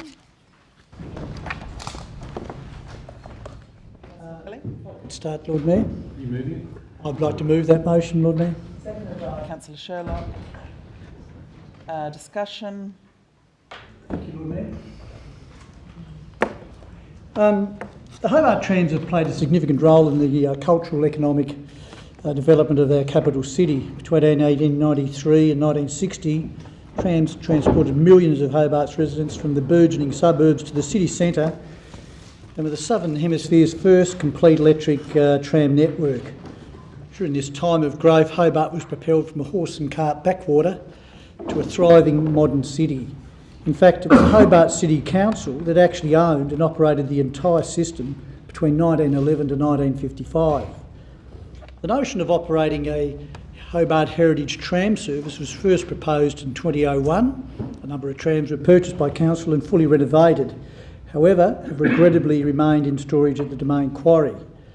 On the rare occasions that they have made it into the public exhibition, they have created an incredible interest amongst the public. The Hobart Tram Restoration and Museum Society, otherwise known as H-Trams, was formed some 8 years ago with the vision to permanently display the restored trams alongside a number of other trams that require restoration. Beyond this, there is possibility to run the restored heritage trams to Cornelian Bay from the proposed new tram facility at the Domain. H-Trams consists of former council's engineers, private tram operators, artisans, historians with a deep knowledge of the workings of the old trams. In recent years, council has reaffirmed its commitment to the H-Trams proposal by commissioning reports including environmental management plan, stormwater plans, a traffic impact study, tree protection study, to name a few. They've also engaged Hearst Consulting to undertake a comprehensive feasibility study of the H-Trams business plans, and they've also appointed Terroir Architects to prepare concept plans for the Domain Tram Workshop display facility. A full DA was lodged in 2021 for the new tram facility, and council, including all of us, some of the people here, including the Lord Mayor, unanimously voted 12-0 in favour of supporting this application. Tonight's request for the final piece of funding will make the proposed tram facility on the Domain next to HMAS Ewan a truly shovel-ready project that will make it an extremely attractive proposal for federal and state government funding.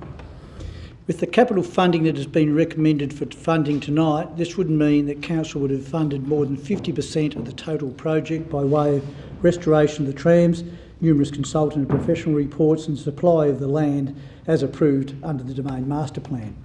The new facility will not only be highly visible alongside the bike track, but it will be an emerging tourism trail passing through the Cenotaph, Beaumaris Government House and Botanical Gardens. It actually goes beyond a tourist attraction. The trams, the museum and the workshop will provide the opportunity for locals, schools, etc. to understand the cultural and historic role that trams have played in Hobart's history. These types of tram workshops and displays are nothing unique. There are major attractions in Ballarat, Bendigo, Melbourne, New Zealand and throughout the world. Launceston even displays their heritage trams at the Inverest Rail Yard. It is important to note that the proposed site will not be affected by any proposed stadium or the additional buildings that have been mentioned by the for Regatta Point by the state government. The land is council owned and is approved for such use in Council's own domain master plan. I really, really want to reiterate that. I just want to quickly pass these plans around here that show the clear delineation from the Hobart's ownership of the land where the proposed Tram Workshop Museum goes, and the proposed works by state government to build the housing facilities down in the Regatta Point. Once again, clearly a separate piece of real estate, and that's acknowledged by the government as well.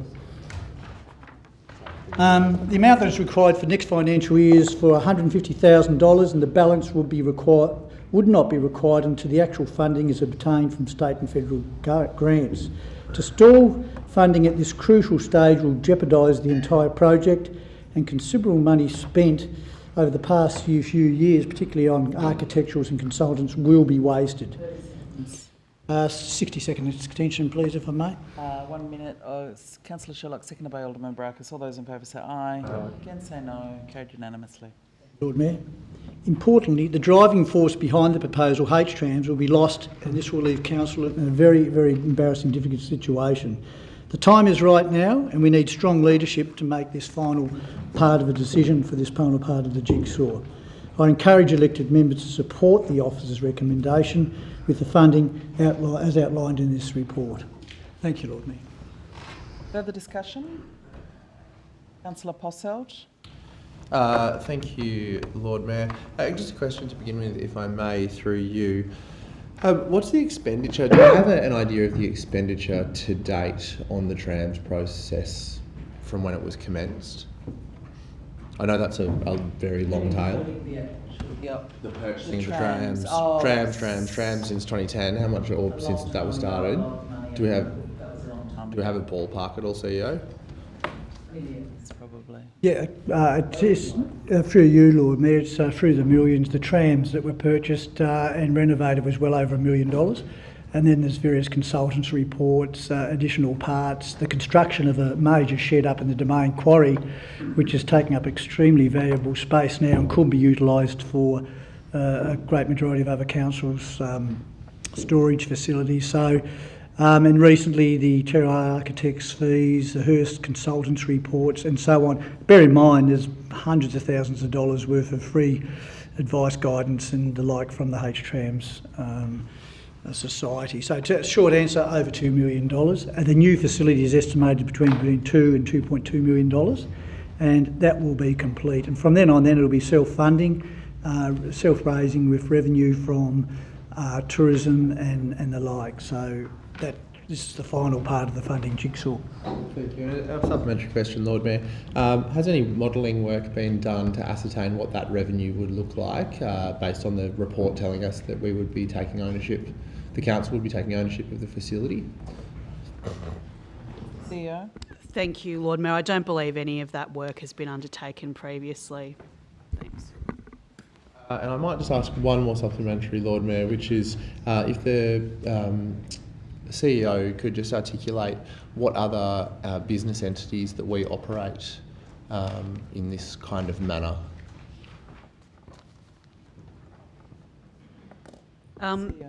Thank you. Through you, Lord Mayor, there are a number of sort of grants and organisations we provide support to, and we're reviewing those as part of our funding and sponsorship arrangements at the moment, as you know. The others would be Market, Salamanca Market and others that we provide, support to in that way. Thank you. Thank you, CEO. Thank you, Lord Mayor.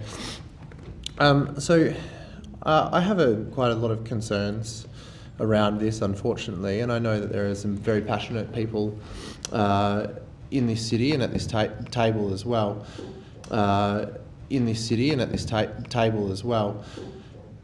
So I'd be proposing a foreshadowed motion that Council rejects the officer recommendations and requests that officers prepare a report on the future options for the Council-owned tram-related assets. That specific wording is coming to you now.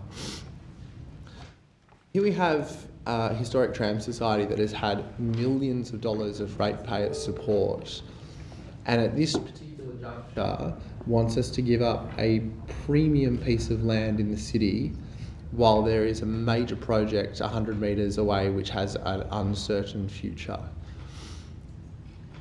I'm not sure that supporting a council-owned tram shed to try to recoup revenue through tourism is a wise or equitable use of our limited budget. We've just been through the budget process. It's been 2 hours of debate about small changes so that we can ensure that we continue to provide a high level of service to our ratepayers.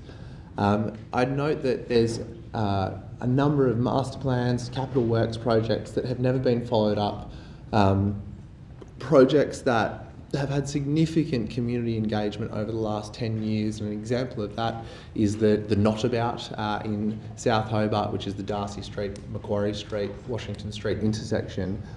$300,000 would go a long way to remediating that intersection for the benefit of the community. There's a South Hobart Rivulet master plan with significant infrastructure that has been approved by council but never built.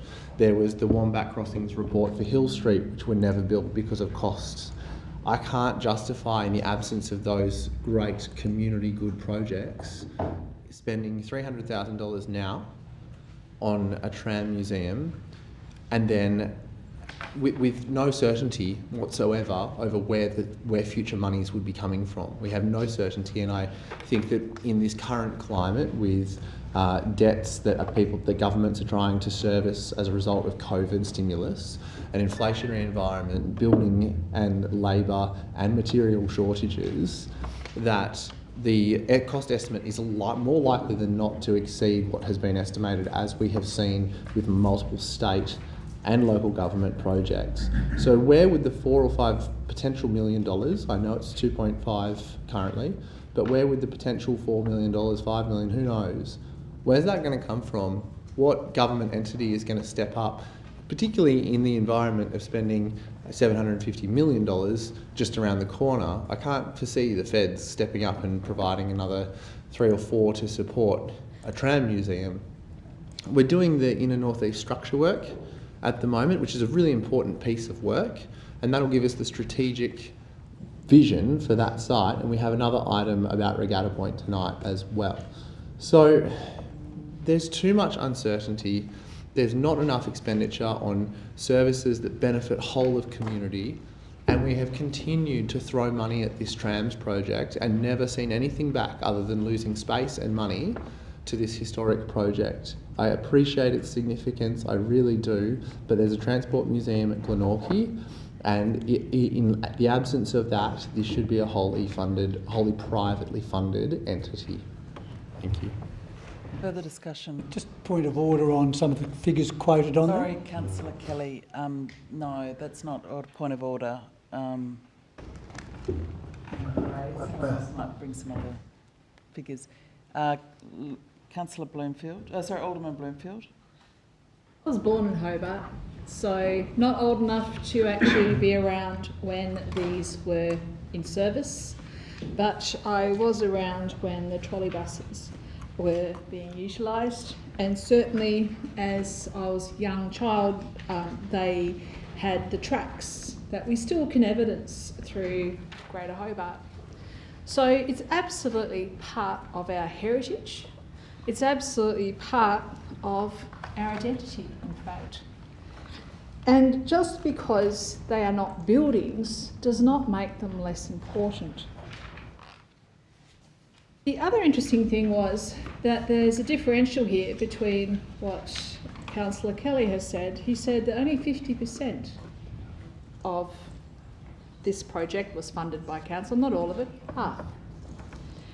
So that means that either they supplied additional funding themselves, let alone the amount of volunteer hours that have been supplied, but it hasn't been something where someone simply had their hand out over and over. Moreover, we are getting something for our money. It's $150,000 in this element and $150,000 in the next year, but we actually gain $2.5 million worth of assets for that. In particular, where else would you want something to do with transport right next to the potential stadium? Because the one thing the stadium's going to need is transport, surely. So it makes sense, don't you think, that we would actually have something revolving around transport, around an element that probably will need a lot of it. If it goes ahead, who knows? We still don't know, do we? But in particular, I feel that it's not a great deal of money. We have actually argued over far more and far less over many times, but we've never actually had a situation where we spend the money but we get $2.5 million for our efforts.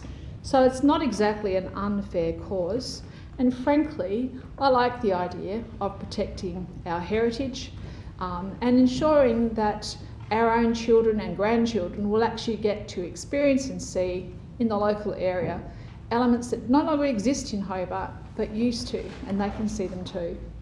So I would actually urge the room to seriously consider this cost to ensure that we actually do maintain our trams.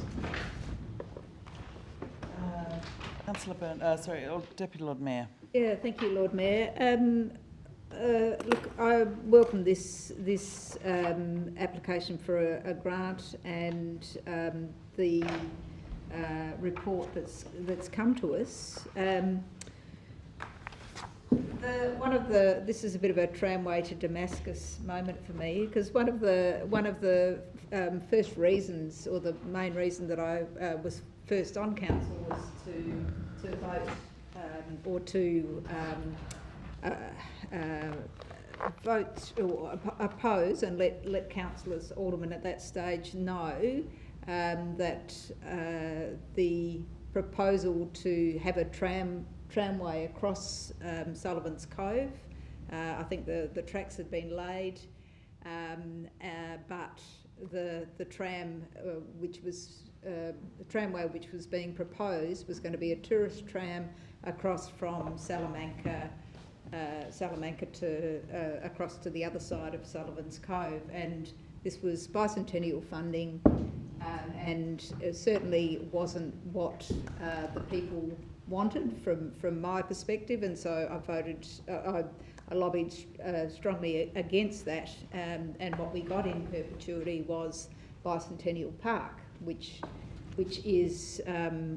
means that Hills Face has been protected up to Mount Nelson. So I think that was a much better use of the funds, given that it seemed like a pet project at the stage of a particular alderman. May be wrong, and there may be more benefit to that than I actually thought.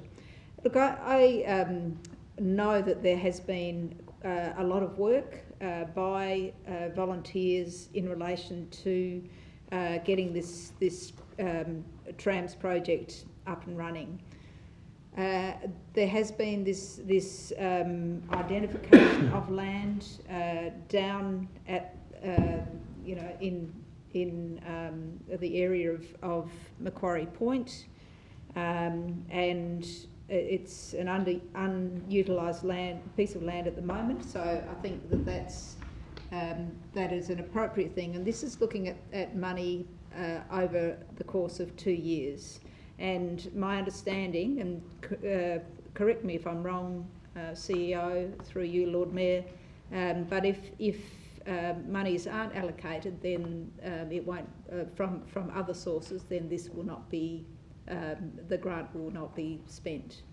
Is that correct? Lord Mayor, my understanding is that it is contingent upon a contribution, as are most grants. But this is something that has had a long tail, and the recommendation there has been provided by our officer Glenn, who's been working closely on the project. Can I just, because it's related to the question, I mean, it does say here that the grant happens in 23, 24 and 24, 25. It's not contingent on federal money to provide the grant in item 2, is that?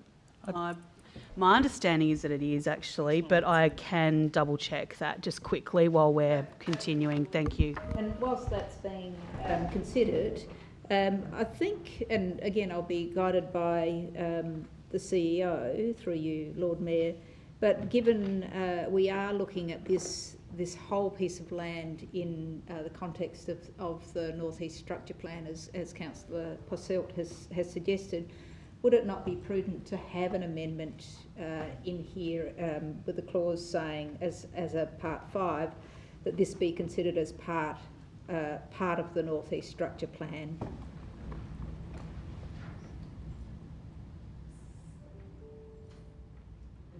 It's your call. So I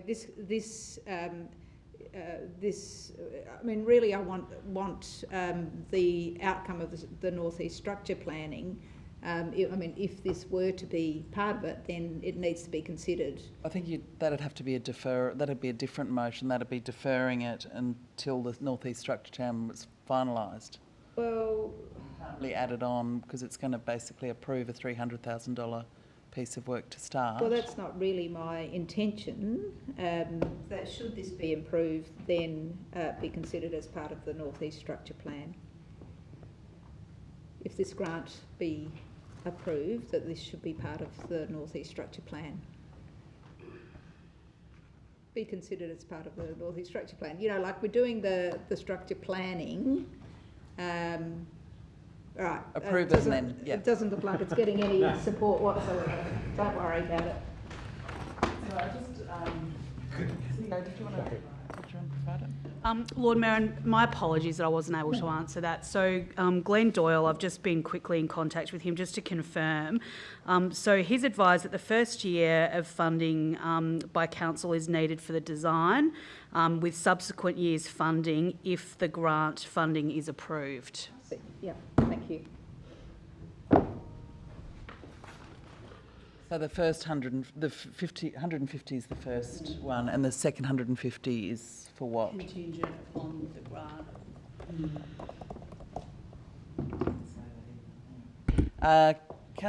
Alderman Zuko. Yeah, I dare speak about my longevity on being on this council and seeing this project from its inception. Hobart City Council had the police force. The Hobart City Council had the first electric trams in the country. And we also had the double-deckers. They are very much part of the history of the city. We, as the elected members of the city, are serious about our city. We should do everything we can that's reasonably possible to ensure we protect our heritage. We spent a lot of money in upgrading those trams, but what we failed to acknowledge as part of that money was the amount of hours some people put into that project without pay. Tony Coleman, the late Tony Coleman, put years and years and years and years and years of effort into it.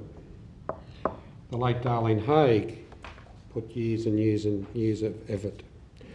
I actually travelled around quite a number of times with officers.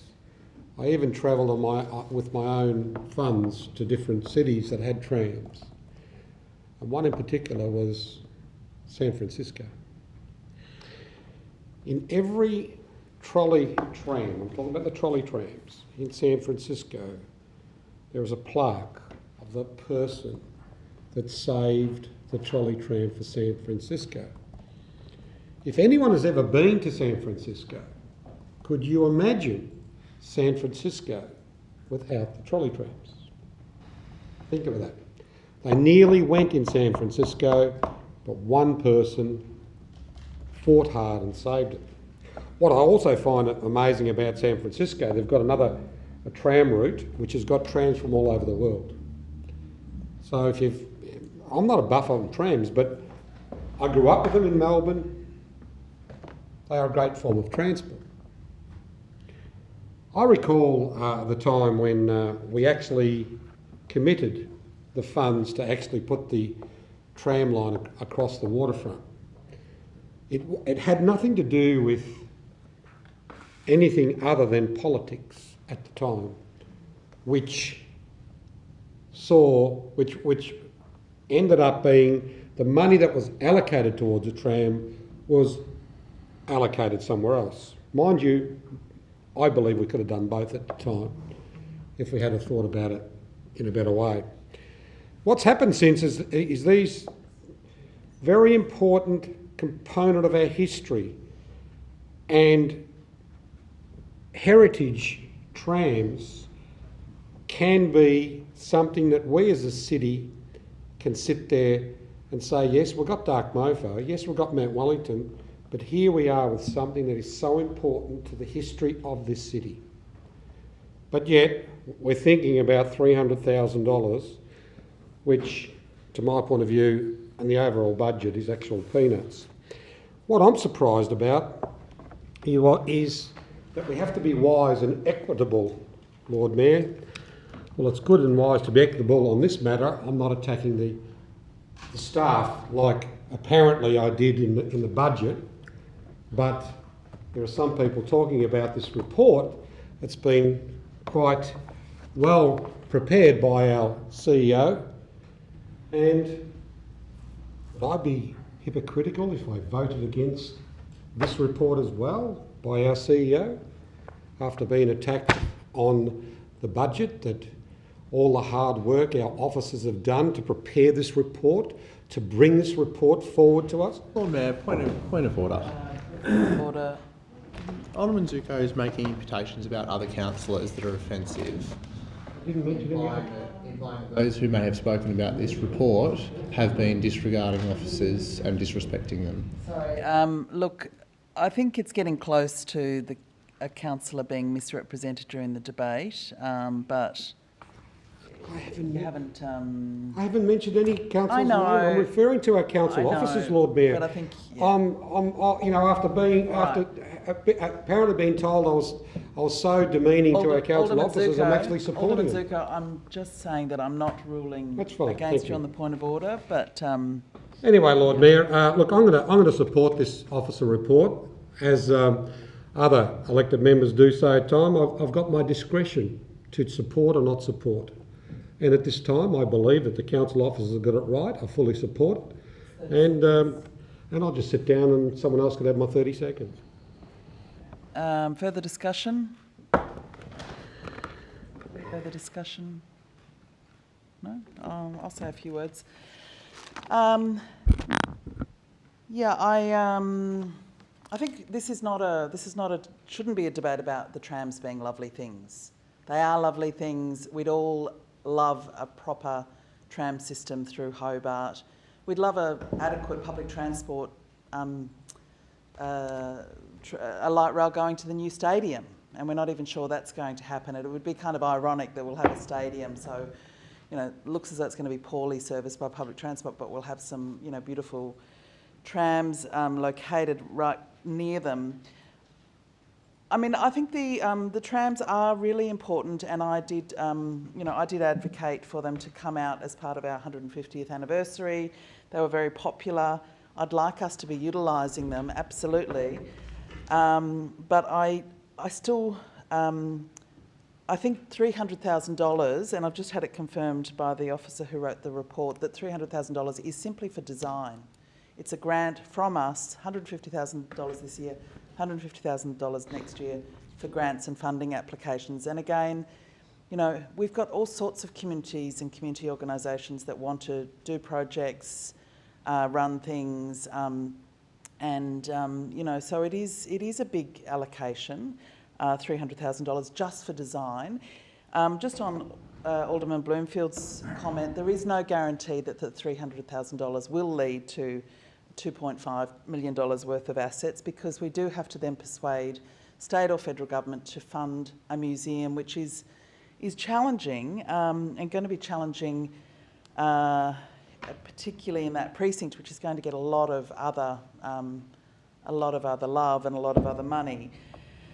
I think there's a bit of a leap of faith. Again, people passionate about the trams are saying that this will become self-funding.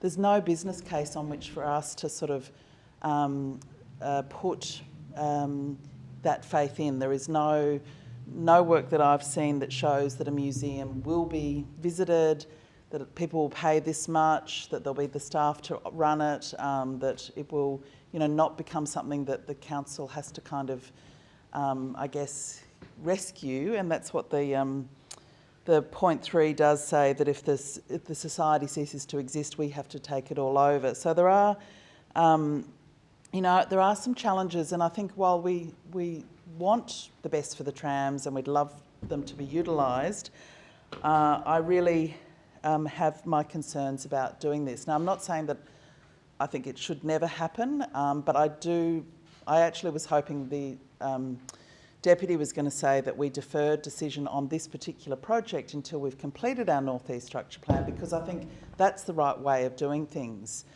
We do have this big planning exercise. We don't know what else does need to fit in that precinct. I know Councillor Kelly thinks that the state government doesn't want this land and it's our land, but I think everything's up for grabs at the moment in those precincts. The state government may well want land for a whole range of things, including, I know Tasports wants a whole road through there, and some of us who have been on council for some time are pretty concerned, or have seen how we've spent money on a bike track into Macquarie Point. We've spent quite a significant amount of money recently on refurbishing the Regatta Grounds car park, and I'm not sure any of that investment is actually going to last very long, because I think the whole precinct is going to potentially have some major changes. So I would prefer us to defer spending money, this kind of level of money, $300,000 just on design, until we've completed the North East Structure Plan, and I think that would be the right way of doing things. And it may well be that we think this is a perfect part of the precinct. But I think putting this big funding decision now, before we've done that strategic planning work, is not a sensible way to proceed. And I do worry that we'll look back on it and think that the money probably wasn't as well spent as it could be. Thank you. Lord, I have a question. So, are you putting that as a motion to do? You can't. Okay. But anyone else is happy to do but that. I would move that we defer this to be considered together with the East in a North East Structure Plan. Structure Plan. There'd need to be a seconder for your motion, Councillor Dutta. Any seconders for Councillor Dutta's motion? Being none, that one's lapsed. So we'll put the recommendation as moved by Councillor Kelly, seconded by Councillor Sherlock. All those in favour say aye. Aye. Against say no. No. Show of hands. All those in favour. Alderman Zuko, Alderman Barakis, Councillor Elliott, Councillor Lohberger, Alderman Bloomfield, Councillor Kelly, Councillor Dutta, Councillor Harvey, the Deputy Lord Mayor. And against? That's Councillor Sherlock, Councillor Passelt and the Lord Mayor. That motion is carried 9-3. Okay, so we're going to move back now to item 12, which is item 11, moved by Deputy Lord Mayor, seconded by Councillor Sherlock.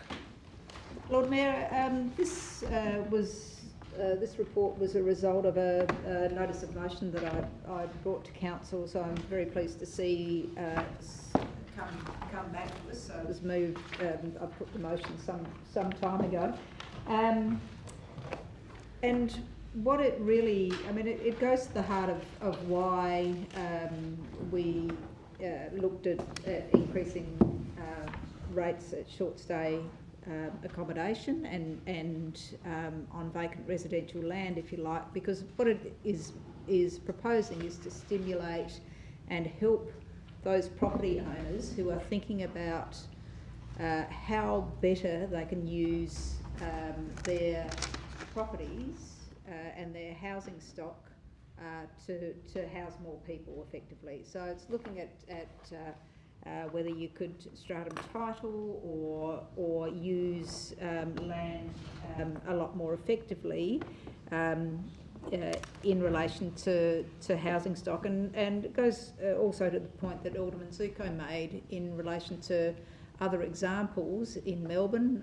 I think Alderman Bloomfield and I saw examples in, I think it was Sunshine up in Queensland. Is it Sunshine? Whatever the city is called, where there was a higher density of very high quality apartments in a residential area.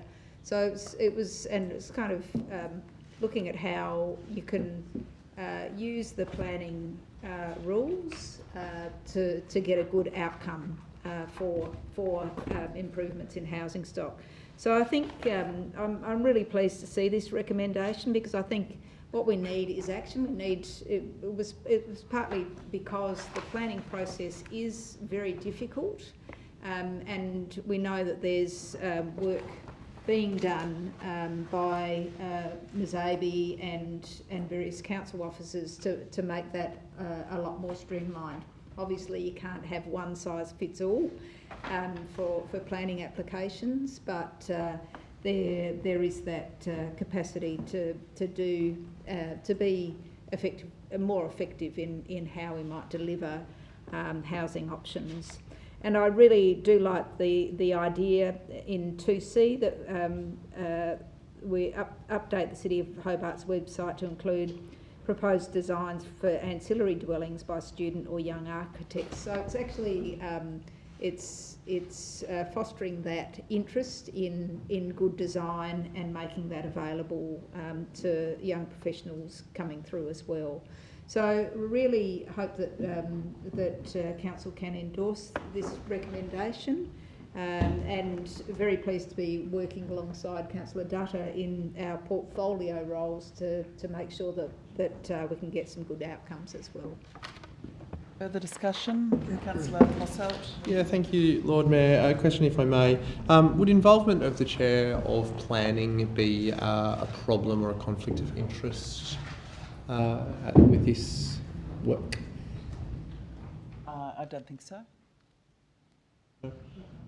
Excellent. Then I'll move the amendment that I've sent to elected members, which is just requesting the addition of the Chair of Planning to be involved in this process. Seconded for the amendment. Councillor Lohberger. All those in favour, or any comments on the amendment? All those in favour say aye. Aye. Against say no. Carried unanimously. Any further discussion on the recommendation? Alderman Brackus. Thank you, Lord Mayor, and I suppose I should start by thanking Councillor Basalt for that amendment. And it's the development concierge in particular is something that I've been interested in watching progress, and being able to have a role in that is something I'm looking forward to. I do wholeheartedly support this, and I do commend the Deputy Mayor on her motion that set this underway.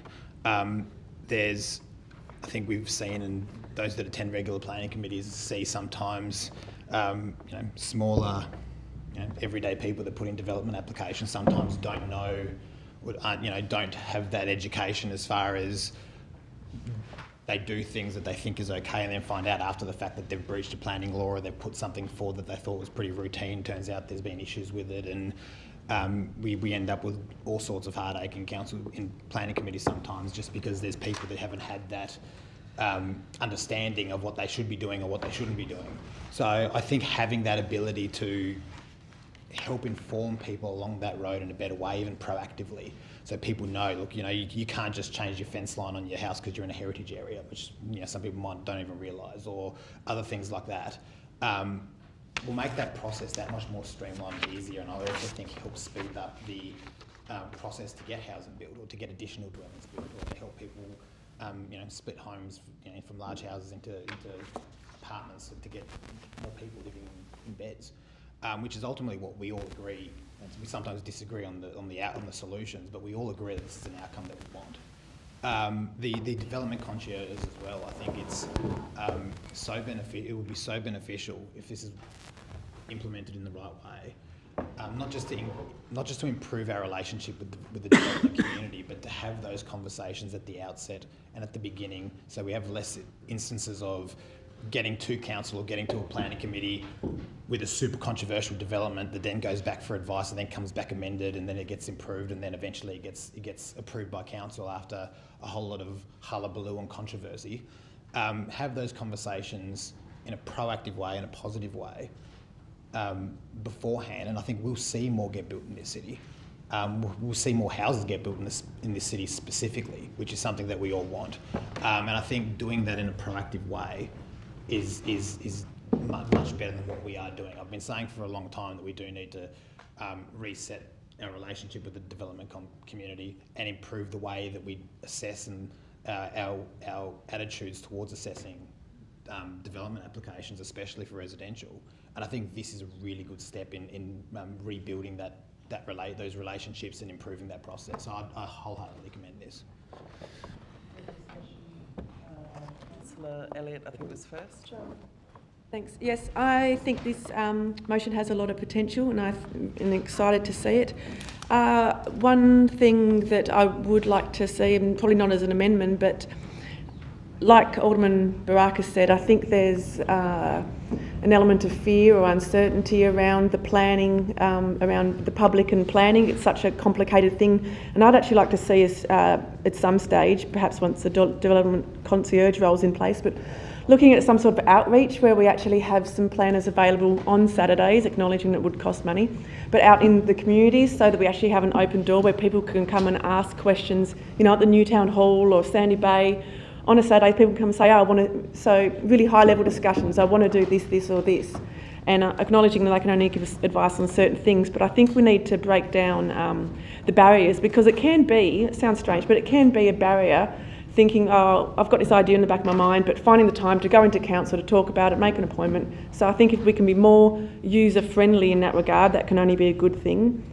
I would like to propose a small amendment to 2C around the proposed designs for student or young architects, because I feel the young's a bit ageist.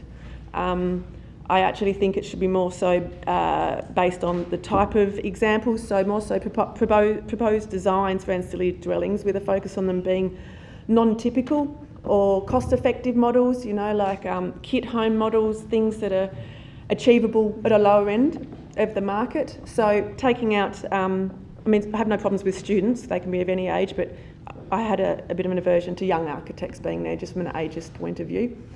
So proposed designs for ancillary dwellings be updated on the council's website from students and with a focus on innovative and cost-effective designs. That's a proposed amendment. Okay, seconder for the amendment. Is there a seconder? Alderman Zuko. So the words are proposed as young architect and adding or innovative dwellings designs. by students and focused on innovative and cost-effective designs. You know, not the typical things to get people thinking. On innovative and cost-effective designs. Okay, is everyone clear on the amendment? So are you, through you, Lord Mayor, so you're suggesting that you don't want to use architects? No, just taking up the young, the ageist comment there. I've got here that C now reads proposed designs for ancillary dwellings by student and focused on innovative and cost-effective designs. Lord Mayor, may I just ask a question to Councillor Kelly? Sorry, Elliott, Councillor Elliott, my apologies. Perhaps if it's the young that is a problem, that emerging may be a word that you could replace it with, that will take the age component out. But I think the intent is to encourage young or emerging local architects. Okay. I thought the intent would be more around the actual designs than who they came from. This amendment. Can I just proceed as it was? What was that? Can I just proceed with my amendment, please? It's only small. So we've got an amendment to add the words and focused on innovative and cost-effective designs instead of young architects. All those in favour say aye. Aye. Against say no. No. Show of hands. All those in favour.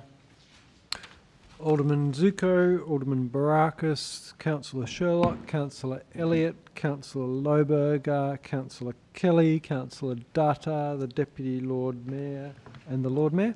And against? Councillor Purcell, Alderman Bloomfield, Councillor Harvey, and that's it. Okay. Carried.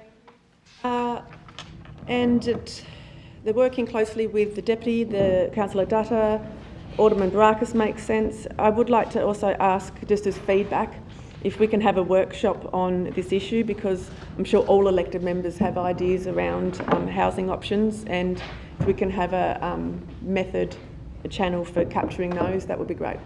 Thank you. Any further discussion?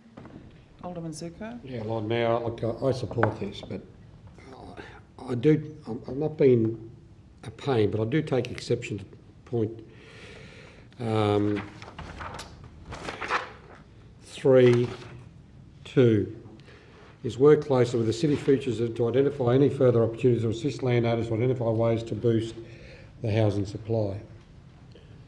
I put notice of motion up here many years ago, Lord Mayor, in regards to going down the track of working with developers small and large in respect of increasing housing in the affordable housing market. When the report came back, it got thrown into the housing strategy and got buried into the housing strategy, because that's where elected members at the time wanted it to go, and it was up to actually act. Got buried in the housing strategy and got lost, went to nowhere land. That's basically what that there is, Lord. So I'm not going to move an amendment, but I'm going to put the council and the new future director of City Futures Division to reflect him back onto that report that he originally did and get some ideas from what was proposed at the time. Because as I spoke earlier, a number of those proposals, I did a hell of a lot of work in respect of that, and I've actually, back in the 90s, actually did a study tour of Melbourne, just specifically looking at increasing density, because that's the one way you can actually increase the amount of housing. And I also, as part of my original motion I put up, was about spot rezoning, specifically looking at specific sites that can have increased density without affecting, right, your neighbours or other residents.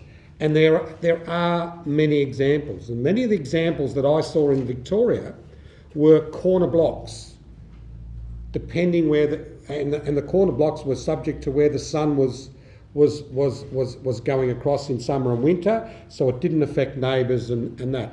That's where they developed and increased the density, and we can do that.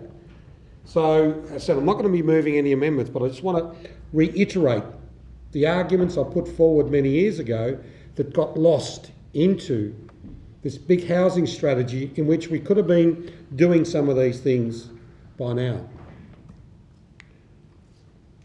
Insofar as affordable housing, so there's a difference between affordable housing and social housing, which we all know.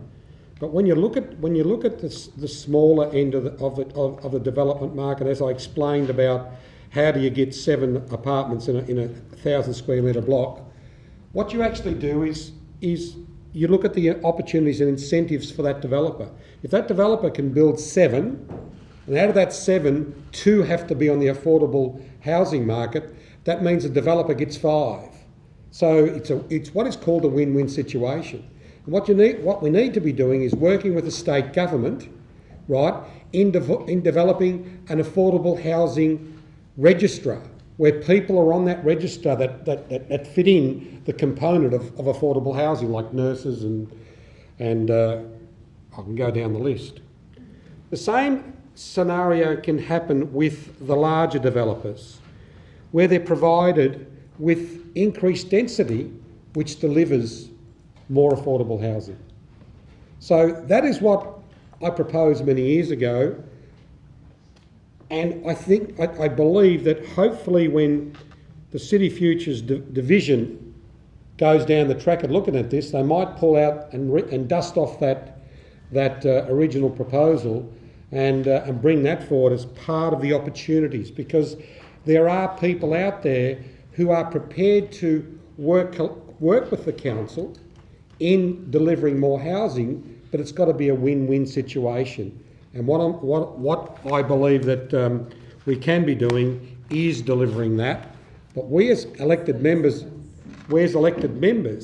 have got to think outside the square, and I believe if the report comes back that says how we can identify increasing density. Any further discussion? Councillor Alderman Bloomfield. There's something all of us can do, and that is that we can actually speak to the percentage of houses and developments that are actually approved through this council. To be fair, most of the things that get approved don't actually come to this room, because the things that come to this room are things that don't actually meet the criteria laid out by the rules that we have. They don't perhaps understand them, or perhaps they want something different. So it's up to us to actually decide how that might fit in, how we can guide them, and how we make that decision. And it's those ones that so many people are happy to complain about that we might actually refuse them.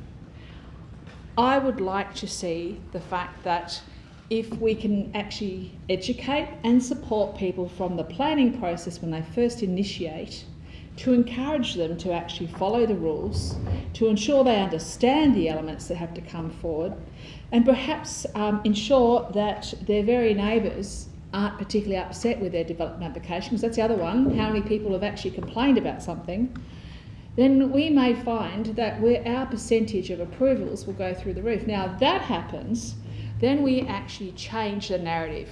We become the place everyone goes, you know what, you want to come to Hobart City Council, you know you're going to be able to get something through because the process is so darn good. We need to be that. And we're very close to that because our percentage is actually quite high. But what we need to do is be more of that. And instead of complaining about those who don't quite get it right and have to come back a few times to get it right, it's about following the law. It's about ensuring that the people around you aren't going to make multiple complaints, which means that we have to address our issues through here in this council. And we're not going to just be a rubber stamp for anyone who turns up. So when it comes to this type of procedure, I'm really excited because I think, honestly, that when it comes to education and support and actually starting to advertise those things, opening the doors, then we do make good change. And we do, in fact, end up with more development applications, and goodness me, there might actually be more homes too. Councillor Sherlock. Yeah, thank you very much, Lord Mayor. Look, I'm really delighted about this particular motion. And I think it's really quite lovely that we have the concierge. That's really wonderful. I also note that it says that there's the advice or the report would actually include a structure plan, a structure for plain English explanations, and I think that's really wonderful. We probably know that the demographics of Hobart are changing. We do have individuals who are coming from backgrounds where English is not their first language, so I really applaud the fact that that has been included. I also really like the fact that we're having these, the website, and it will be updated to reflect those 3 points that have been outlined. So once again, I commend this, and I hope everyone supports this motion too. Thank you. I move that the motion be put, Lord Mayor. Thank you. I'll need to, that's a procedural motion. All those in favour say aye. Aye. Against say no. Actually, I needed a seconder for that procedural motion. Councillor Elliott. Second say no. Carried unanimously, so I'll put the motion. All those in favour say aye. Against say no. Carried unanimously. Now, it's 7:45 and I'm just seeking, we have, I think, some people in the gallery. Are you here for a particular item that you wanted to? So that's for the motion 18. I'm just wondering maybe whether we bring that forward and then break for dinner, because then it'll be 8 o'clock and I really think it's a good idea to do that. So I'd need a motion to bring that motion forward. I move the Moved by, motion. moved by Councillor Dutta, seconded by Councillor Sherlock. All those in favour say aye. Against say no. Carried unanimously. So this is a motion from Councillor Elliott, I think. Is that item 18? Yes. Okay, Councillor Elliott, would you like to move your motion? Yes.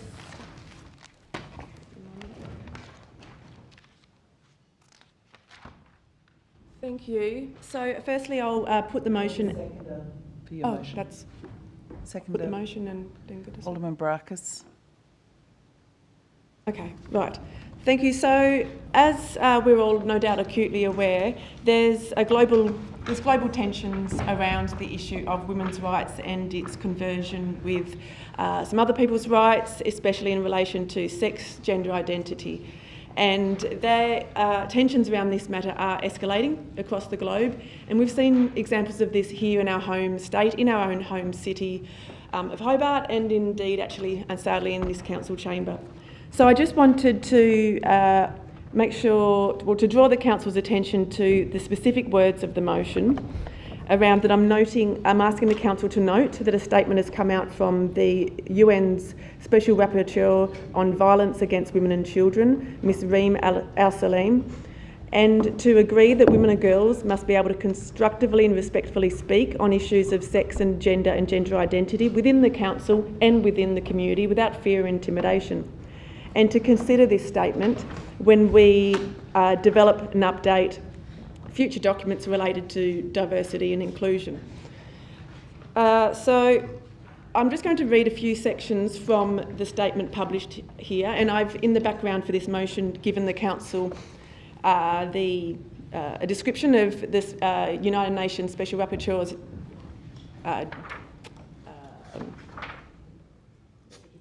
her biography, I guess you could call it, just as a bit of background. So whilst this is obviously a high-level document, it does have implications for our community, our women, our children and our people here.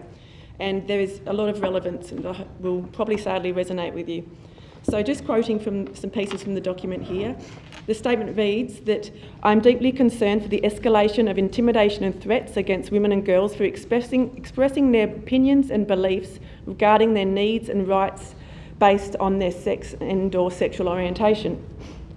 She also notes that the concern with a frequent tactic of smearing women, girls and their allies who hold lawful and protected beliefs on non-discrimination based sex and same-sex attraction as Nazis, and continues on. She notes this is a tactic to intimidate women, instill fear into them and to shame them into silence. She goes on that women and girls who emphasise the specific needs of women who call for it to engage in discussion around the definitions of sex, gender and gender identity and the interaction of their rights derived from this in society should be able to express themselves and their concerns with safety and dignity. And finally, she would like to emphasise that the rights to free expression and peaceful assembly are crucial in ensuring that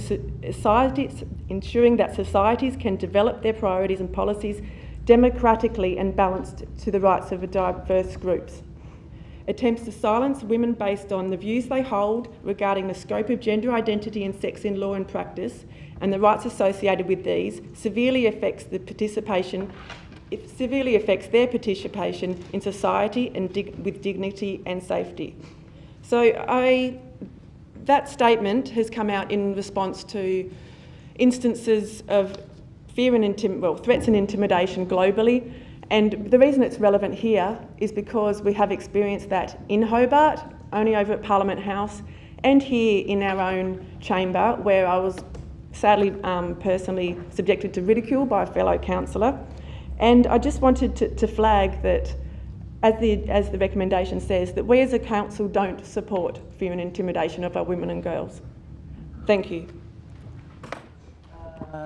Further discussion? Lord Mayor. Lord Mayor, so on the surface this motion looks straightforward. However, on analysis this motion is unnecessary, it is inflammatory and subtly undermines what the City of Hobart is already doing, building an inclusive community, a community that respects all despite their many differences.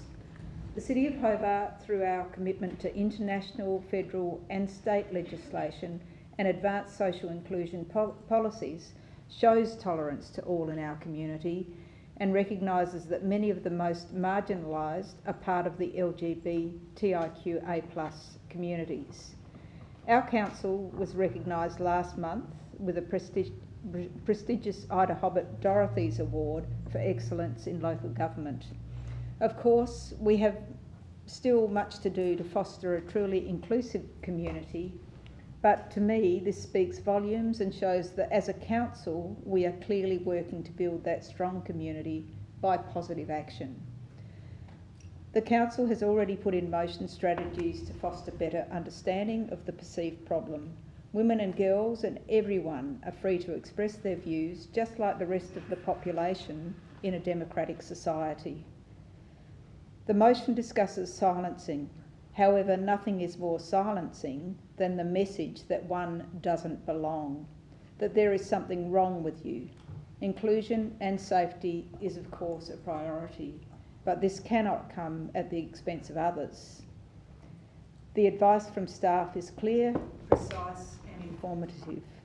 Additionally, these following comments have come from members of the community. It is not constructive nor respectful to suggest that our young people cannot participate in sport with their peers, nor that our young people cannot access the same restrooms as their friends, nor that our young people are sexual predators who will put others at risk. It is not constructive nor respectful to suggest that our young people are somehow misguided or confused about who they are. It is certainly not constructive or respectful to suggest that our young people don't really exist or are a part of the natural human diversity like everyone else. I think I speak for us all when I say we stand by all members of our community, and to suggest otherwise is misinformed. Hence, this motion is superfluous. Any further discussion? Oh, do you want to sum up? Oh, Alderman Brackus. Lord Mayor, I've gone back and forth on this one a number of times. I think most people would be sick of me talking in this council about council needing to stick to council business and not get into political issues best discussed at different levels of government. I do note that, and note what was said by the Deputy Lord Mayor, and part 3 of this motion, which talks about the council's community inclusion and equity framework and social inclusion strategy, as well as officers' responses to this motion. It does bear relevance to the way council conducts itself. I suppose, just before we kick off, what is, through you, Lord Mayor, to the appropriate officer, should this motion get passed by this council, what would the effect on our strategies and the way the council undertakes business be? I think the advice has been provided. The administration have provided their advice. I don't think the debate. Sure. Lord Mayor, this isn't, we've had motions in council and we've had debates in council where references have been made to United Nations reports and United Nations treaties. What we've got in front of us isn't a reference to a fringe, hard right political organisation or some, xyz.org website. It's a report that's been supported and endorsed and published by the United Nations. So I think when we start talking about inflammatory languages and we start talking about discriminating against elements of the community, that's not what this is, unless the United Nations is guilty of doing that exact same thing. The cornerstone of the democratic process, the cornerstone of us being able to discuss issues and in a free society is that we are able to speak on the issues that concern us, and we can do that in a way that isn't hateful and is respectful and is mature, but we do need to sometimes have these conversations, and sometimes they are tough conversations. But to say that, and I can't speak for women, but to say that there's, a woman who feels uncomfortable about a circumstance or a government policy or some way that they'd been treated or something that's happened, and that they should shut up and keep quiet because they'll upset a certain group of people, is just as dangerous as deliberately discriminating against that group of people. And there is a, there is a need to be respectful and mature when we're having these conversations, because I have seen it cross that line. I'm sure others have, when it does get into transphobia, it does get into bigotry. But that doesn't mean that those conversations shouldn't be allowed to happen. It just needs to be important that they happen in a mature way. But definitely there are issues, and like I said, I'm not the one to speak on behalf of women and on some of these sensitive issues. But there are many brave women that do, and those conversations need to be allowed to happen. The United Nations itself has clearly acknowledged this. So once again, we're not talking about some fringe shock jock, political headline chasers. It's the United Nations talking about an issue that's important to the rights of women everywhere. And when council is talking about its inclusion policies and the way that it conducts these things, I think it's pretty important that we, given that we place in so many other items and so many other motions and issues, we've placed such a high level of importance on the recommendations of the United Nations in other issues. It's pretty important that we do at least take this on. It's important that people don't feel discriminated against in our city, but that goes for everybody. And I think we do need to be able to have those hard discussions, but in a mature way. But that doesn't happen when you silence people and say that they shouldn't be allowed to talk on an issue because they don't come from a particular 30 group. seconds. That's it from me, Lord Mayor. Further discussion? Further discussion? Did you want to sum up? No, thank you. I'll put the motion. All those in favour say aye. Aye. Against say no. Show of hands. All those in favour? Alderman Zuko, Alderman Barakis, Councillor Elliott, Councillor Lohberger, Councillor Kelly. And against? Councillor Sherlock, Alderman Bloomfield, Councillor Dutta, Councillor Harvey, the Deputy Lord Mayor and the Lord Mayor. That motion is lost. One councillor absent for this discussion, and the motion had 5 in favour and 6 against.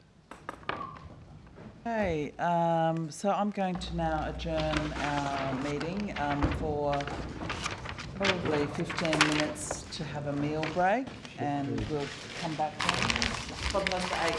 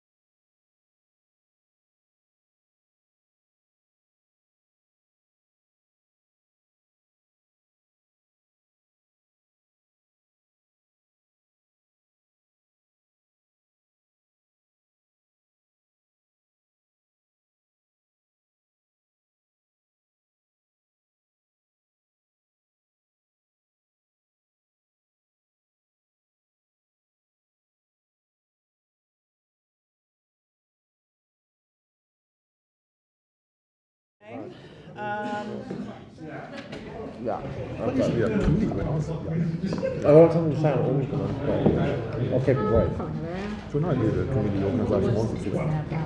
Hey? Do you know who the community organisation was that was South We Hobart? are up to item 12, which is the fee rate waiver request. Would someone like to move the recommendation? Which is the recommendation of 1, is it? Oh, yeah. There's sort of 2 options Yeah. there, so it's recommendation 1 or 2? We give them 50% back if we don't get challenged on it, that one.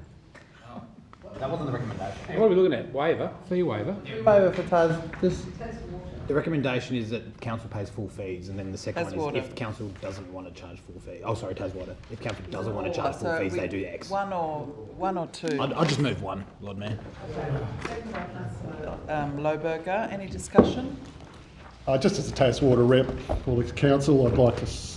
I just wanted to speak quickly and say that I'm supporting full fees here. We don't really want to be putting this bill onto our ratepayers. It's not fair or equitable. So I'll be voting for option 1. Thank you. Okay, any further discussion? So sorry, what was the second part? Did I misread the bit about returning 50% of the fee? There's an or, Bill. Was that the second one? Where's the or? End of 1. After the first one, between 1 and The end of 1. Okay. Right, I missed that or. That's the motion in front of us is item 1. So all those in favour say aye. Aye. Against say no. Carried unanimously. Item 13. Put the or on a separate Deputy line. Lord Mayor. Yeah, I'll move this, Lord Mayor, presented by Councillor Posselt.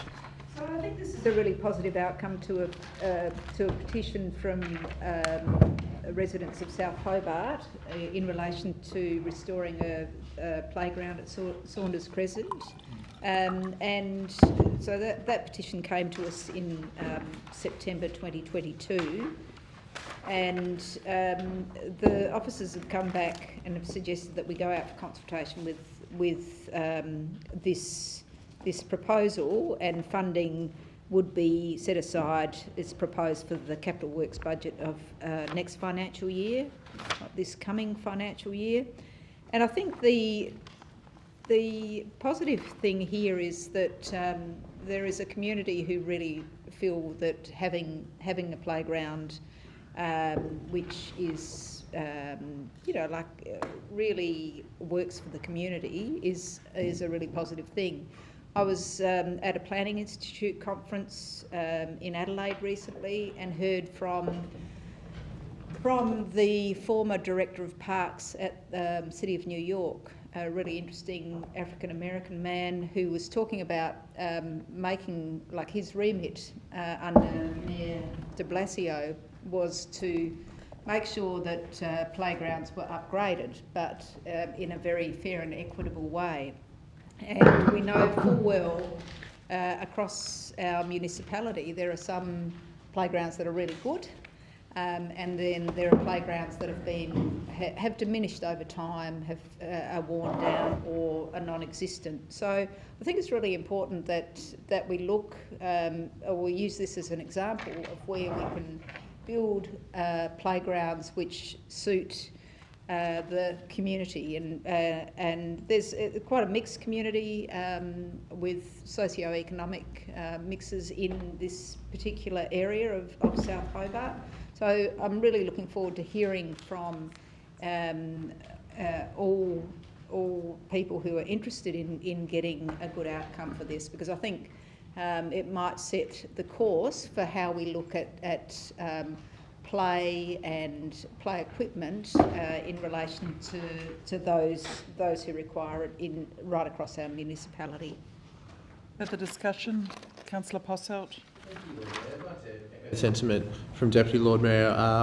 I've met the person, Miss Emma Goddard, who put this petition forward and corralled her neighbours, and I'd like to firstly make mention of that great effort and use it as an exemplar for what communities can achieve when they get together and come to a consensus about what they would like their council to do.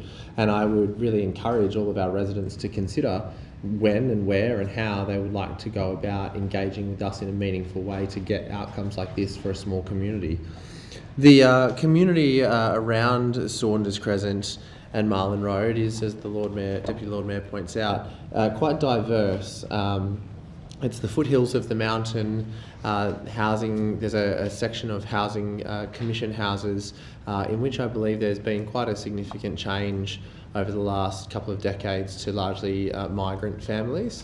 And these are communities, you've come from another country, refugees, where we have a playground where they can meet people, they can understand more about their surroundings, they can engage in support and ask their neighbours to help care for the kids if they need to attend a doctor's appointment. These things are very important community building exercises, and again, as Deputy Lord Mayor points out, this should be considered as a exemplar, and we should monitor its progress and how much it's used and see where else we can implement this relatively small expenditure. I think it was about half of what we just attributed to trams on an ongoing needs basis for the community.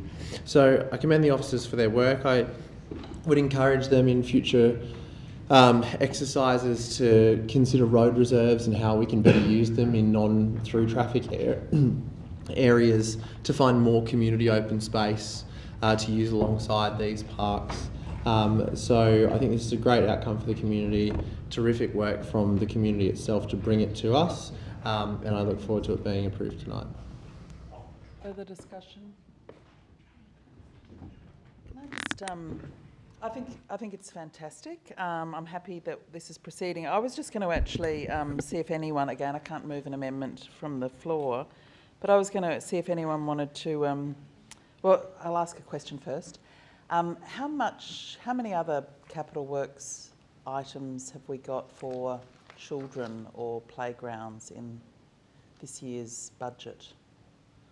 Has anyone got any idea of whether we've got any other playgrounds or children's facilities? I couldn't see any myself, and I think that's unfair given the under 18 are a really important part of our community, and we have signed off on a budget that we don't have anything for them. And these residents have been thinking about this actually for a couple of years already. They then put their petition to us nearly a year ago, well, end of September. I think they started collecting the petition in August, July or August. And I just wonder whether we could consider item 2 being the funding of the playground be considered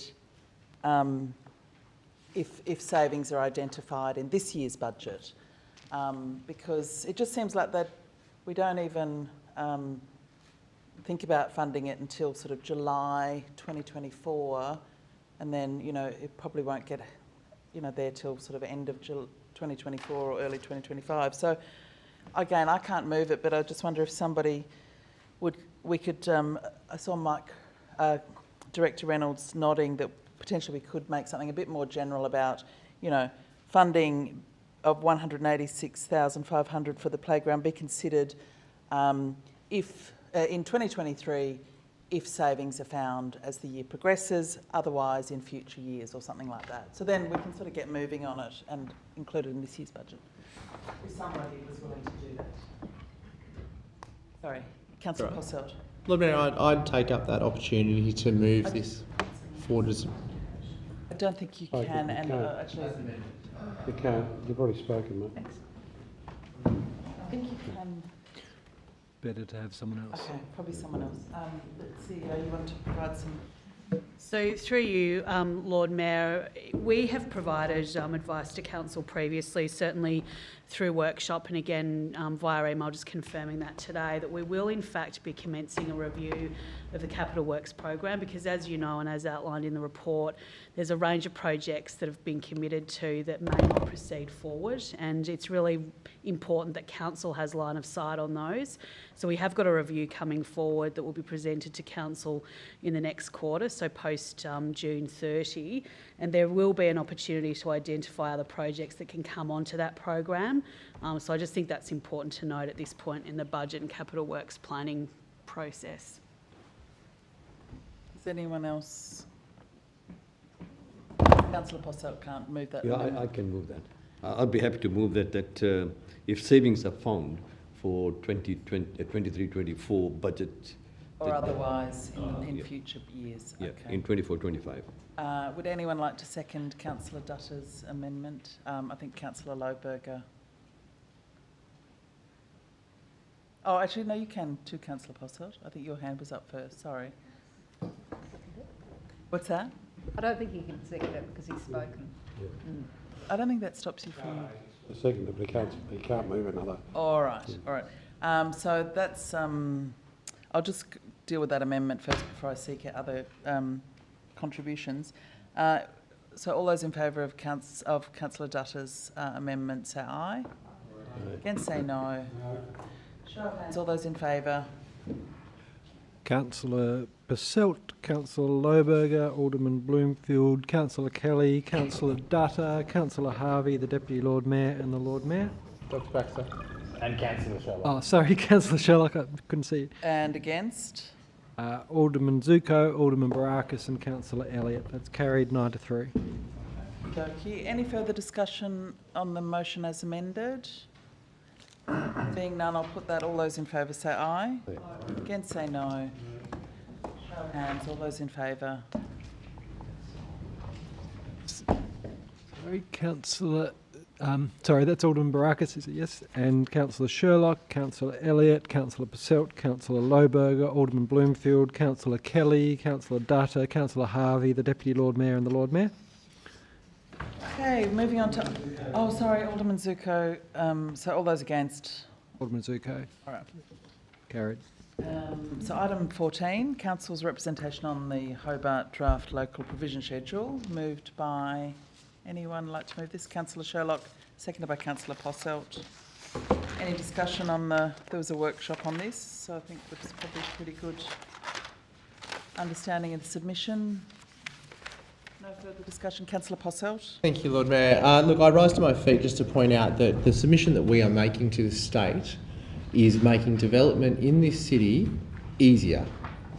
What we are doing is seeking amendments to ensure that we have policy settings and planning settings in place that means that corridors are very poorly utilised inner city land, such as Argyle Street and Campbell Street, can be developed easily, they can be developed appropriately, and that we remove some of the first mover impediments that currently exist as the state has put forward the draft.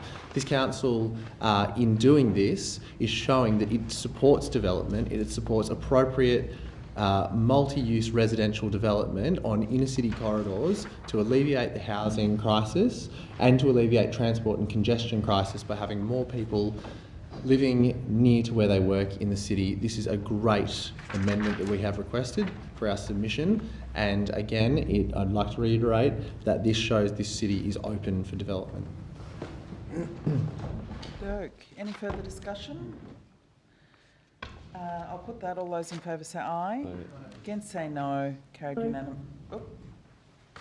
All those in favour say aye. Raise your hands. Alderman Barakis, Councillor Sherlock, Councillor Posselt, Councillor Lohberger, Alderman Bloomfield, Councillor Kelly, Councillor Dutter, Councillor Harvey, the Deputy Lord Mayor and the Lord Mayor. And against? Alderman Zuko, Councillor Elliott. That's carried. 11-2. Item 15, lease arrangements at 6 Washington Street. Someone like to move this? Move that. Deputy Lord Mayor, seconded by Councillor Alderman Bloomfield. Any discussion? Yeah, look, I think this is a really prime piece of community infrastructure. It was Wide Angle TAS had the lease for many years, and I have already had approaches from various community organisations, particularly in South Hobart, but not just in South Hobart, who'd be interested in taking on part of the lease. So it's really about sending this out for expressions of interest and hearing from the community as to what they particularly want. So really pleased to support this as it is. Councillor Posselt? Thank you, Lord Mayor. I made some inquiries regarding this particular lease in the context of the South Hobart Oval Master Plan and the master planning exercise, and I'd like to put on the public record that I believe that this particular hall should be considered in terms of its future, what that space could be, whether or not the hall is still the best use, or the office space, the building, is still the best use of that space in a highly utilised public open space context, and ensure that it is considered in with the creative thinking that our officers bring, alongside with that master plan, alongside the intersection which has been of considerable interest to South Hobartians, Darcy Street, Washington Street and Macquarie Street, to be, for the master planning exercise, to expand into that intersection as well as the future use or the future of this building. Thank you, Lord Mayor. Okay, any further discussion? I'll put that. All those in favour say aye. Aye. Against say no. Carried unanimously. Item 17 is Legat motions. Someone like to move? Oh, what do we have to do? Oh, I see. There's a recommendation there. Would someone like to move the recommendation? No? Yes, I'll move the recommendation. Moved, seconded by Deputy Lord Mayor. Any chance of them being taken separately, Lord Mayor? Yeah, okay. That's fine. What was that? Well, we haven't in the past, but I can do.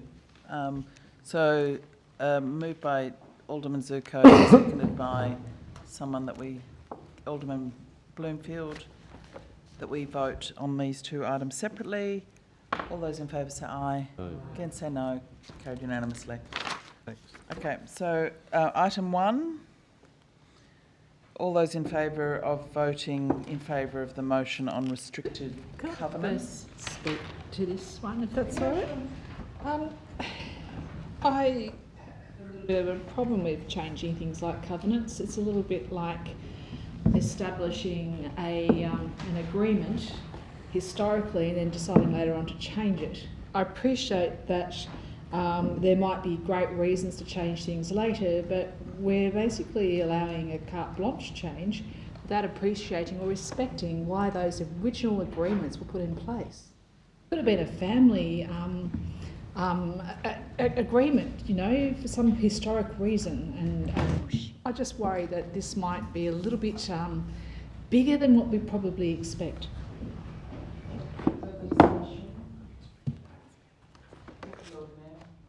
I read this quite differently from what Alderman Bloomfield is suggesting, because it says that Legat lobby the state government urging legislative change to outlaw the creation of covenants which place restrictions on the use of land and property. So in effect it's trying to protect the use of covenants, is my understanding, for public, social and affordable housing, and for tenants or occupants based on the source of income. So is that's I think it's actually but the covenant. Future things, not historical. No, it's protecting it. It's asking the state government to protect the rights to have those covenants. That's what it's doing. So I'd be in favour of it.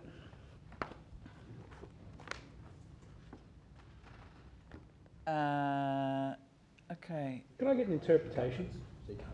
Yes. Would like to speak to this? Manager of governance. I can do that. Yes, Dr. Baxter, would you like to speak to it? Was that on that same question, Councillor Harvey? Yeah. In summary, as I understand it, the Deputy Lord Mayor's summarised it fairly accurately. So the restrictive covenant is something that the developer or subdivider might place, requiring all purchasers to comply with that terms of the covenant. For example, not allow public, social, affordable housing and so on. So I think, as I understand it, Legat, or this motion is proposing that Legat lobby the state government to prevent that practice. But it would be, as I understand it, a perspective going forward. There's nothing in the motion that makes it retrospective, as I can see. poorly worded. It's a really poorly Okay, worded motion. so is everyone clear on it? So it's not about covenants on land for conservation or those sort of things. It's these kind of discriminatory covenants that some housing developers are putting on new subdivisions, saying that No social housing. tenants can't be in there, or Yep. community housing providers can't be in there. So that's where it's come from. Is everyone clear on that? So we'd vote against. We would vote for that motion. Lord to Mayor, stop that happening. just for clarity's sake, this is a prospective motion, not a retrospective motion. Yeah, that's Yeah, right. yeah, just clarifying. Yeah, I think the practice has just started to happen. Yep. Okay, all those in favour say aye. Aye. Against say no. No. Show of hands, all those in favour. Alderman Barakis, Councillor Sherlock is No, absent. she's not there. Councillor Elliott, Councillor Passelt, Councillor Lohberger, I think. Councillor. Can we get hands up so that it's so much easier for Dr. Thank Baxter you, to count? Councillor Kelly, Councillor Dutta, Councillor Harvey, the Deputy Lord Mayor and the Lord Mayor. And against? Alderman Zuko and Alderman Bloomfield. That motion is carried. Okay, and the second motion is a Legat motion around expert reference groups, data, research. It's a request for Legat to do more on housing effectively. Anyone like to speak to this at all? Councillor I would just like to ask a question about it. I just noticed that some of the supporting documentation refers to close collaboration with UTAS, the Affordable Housing and Homelessness Commitment that's come as the supporting documentation for the Legat move. So I've just noted that page 15 of that particular document, with page 277 of the attachment B, refers specifically to collaborating with the University of Tasmania regarding all aspects of the university's move into central Hobart. I'm quite uncomfortable with that. There's another one there as well about collaborating with the university to identify and support opportunities for affordable housing on the Sandy Bay campus and within the city. Given that proposal's been withdrawn and the university's announced it's totally paused everything at the moment, I'm just wondering why that's still in there.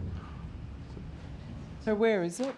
Sorry, it's page 277 of attachment B of the supporting information for the council meeting. It's our policy. No. Okay. Well, I can just wait till questions about notice then. Sorry, it was a little bit unclear as to which item this was connected to. I thought it was this one. I think that's part of our affordable housing and homelessness commitment. Oh, okay. All right, Yeah. I'll just wait till... Yep. Yep. Yeah. So all those in favour of supporting in favour of that motion, say aye. Aye. Against, say no. Carried unanimously. Okay. So that brings... Oh, are there any questions without notice that any elected members would like to put in place? Yes, Alderman I've actually Bloomfield. submitted a question to you yesterday. A few meetings ago, we had a vote regarding First Nations people, and I had highlighted at the time that I felt this council had very little, if any, education whatsoever on that topic regarding the cultural issues and understanding how best to interact. And we still have yet to have any education, so I would really like to simply ask when the education will be forthcoming, which in the next month or weeks, or when, because I actually think it's quite important.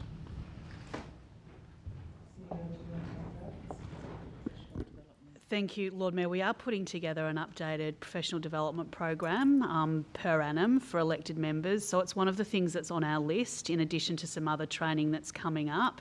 I just need to check when we've actually booked that in and if indeed we have secured a provider. So I'll take that offline and provide a written response. Thank you. Yes, so I just did have a question just regarding Page 15 of the Affordable Housing and Homelessness Commitment that's attached to this meeting. I was just asking if we could perhaps remove the 2 references to the UTAS plan to move their campus, given that that plan is paused and the documentation for the DA has all been withdrawn. CEO. Thank you, Lord Mayor. My understanding is that that's been included really for completeness at a particular point in time. So it is the statement that Council had previously signed up to. Council officers have commenced a review of sort of all housing actions to date with a view to come back to Council to provide a workshop to look at future actions. So it's certainly something that can be amended in the next iteration of what that looks like. But for the moment, it's actually an endorsed Council strategy that's retrospective, if you like. Thank you for that. So I guess my question is, can we make sure that, or can we look at removing those 2 clauses from any updated document? Thank you. Or not, yeah. All right, any further discussion? Sorry, probably the same question as you actually. I have been asking most of the elected members and also staff. I would very much like to see agenda that we're supplied to be provided earlier, say on the Monday prior to the Monday of our meetings.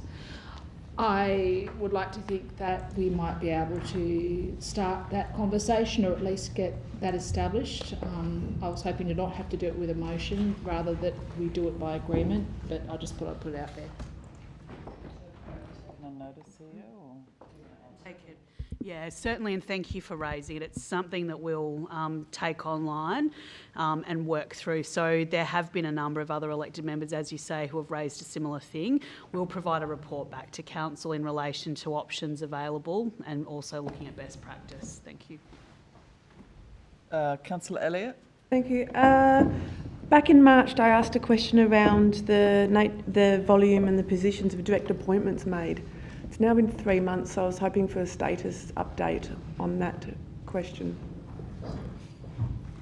Thank you, Lord Mayor. Happy to take that question. So we have been compiling that data, and as I articulated to you when we met recently, there have been some issues with the system and being able to reconcile some of those numbers just so we give you the most accurate information. It will be coming, but I'm also proposing that we run a workshop with elected members on some of those operational matters that have been raised post the elected member induction last year. So is it realistic that it will be tabled for next council meeting? Is that achievable? That's correct. Okay, that's good. Thank you. And also, I sent an email and haven't heard back around the possibility of having our closed meeting recordings available on the hub in the confidential section so that they're available to us. Comment on that if you want. We will actually, sorry Lord Mayor, we will take that on advice. That request has been received. The Manager of Governance has reviewed the request. It's yet to be discussed among the executive, and we'll provide that response as soon as that's been completed. Thank you. And can I just clarify, would that advice be based on what practices are the council do as well? Cyber security and other technical risk-related considerations. So that'll be a response at some stage enclosed. Through you, and if there was any amendment to occur, Lord Mayor, it would actually come up as a council report with a recommendation for full council consideration, given the type of request that is. Okay. There's no further questions on notice. I'll ask for a motion to move into the closed. Moved by Alderman Baraka, seconded by Councillor Dutta. All those in favour say aye. Against say no. Carried unanimously. We will move into the closed portion.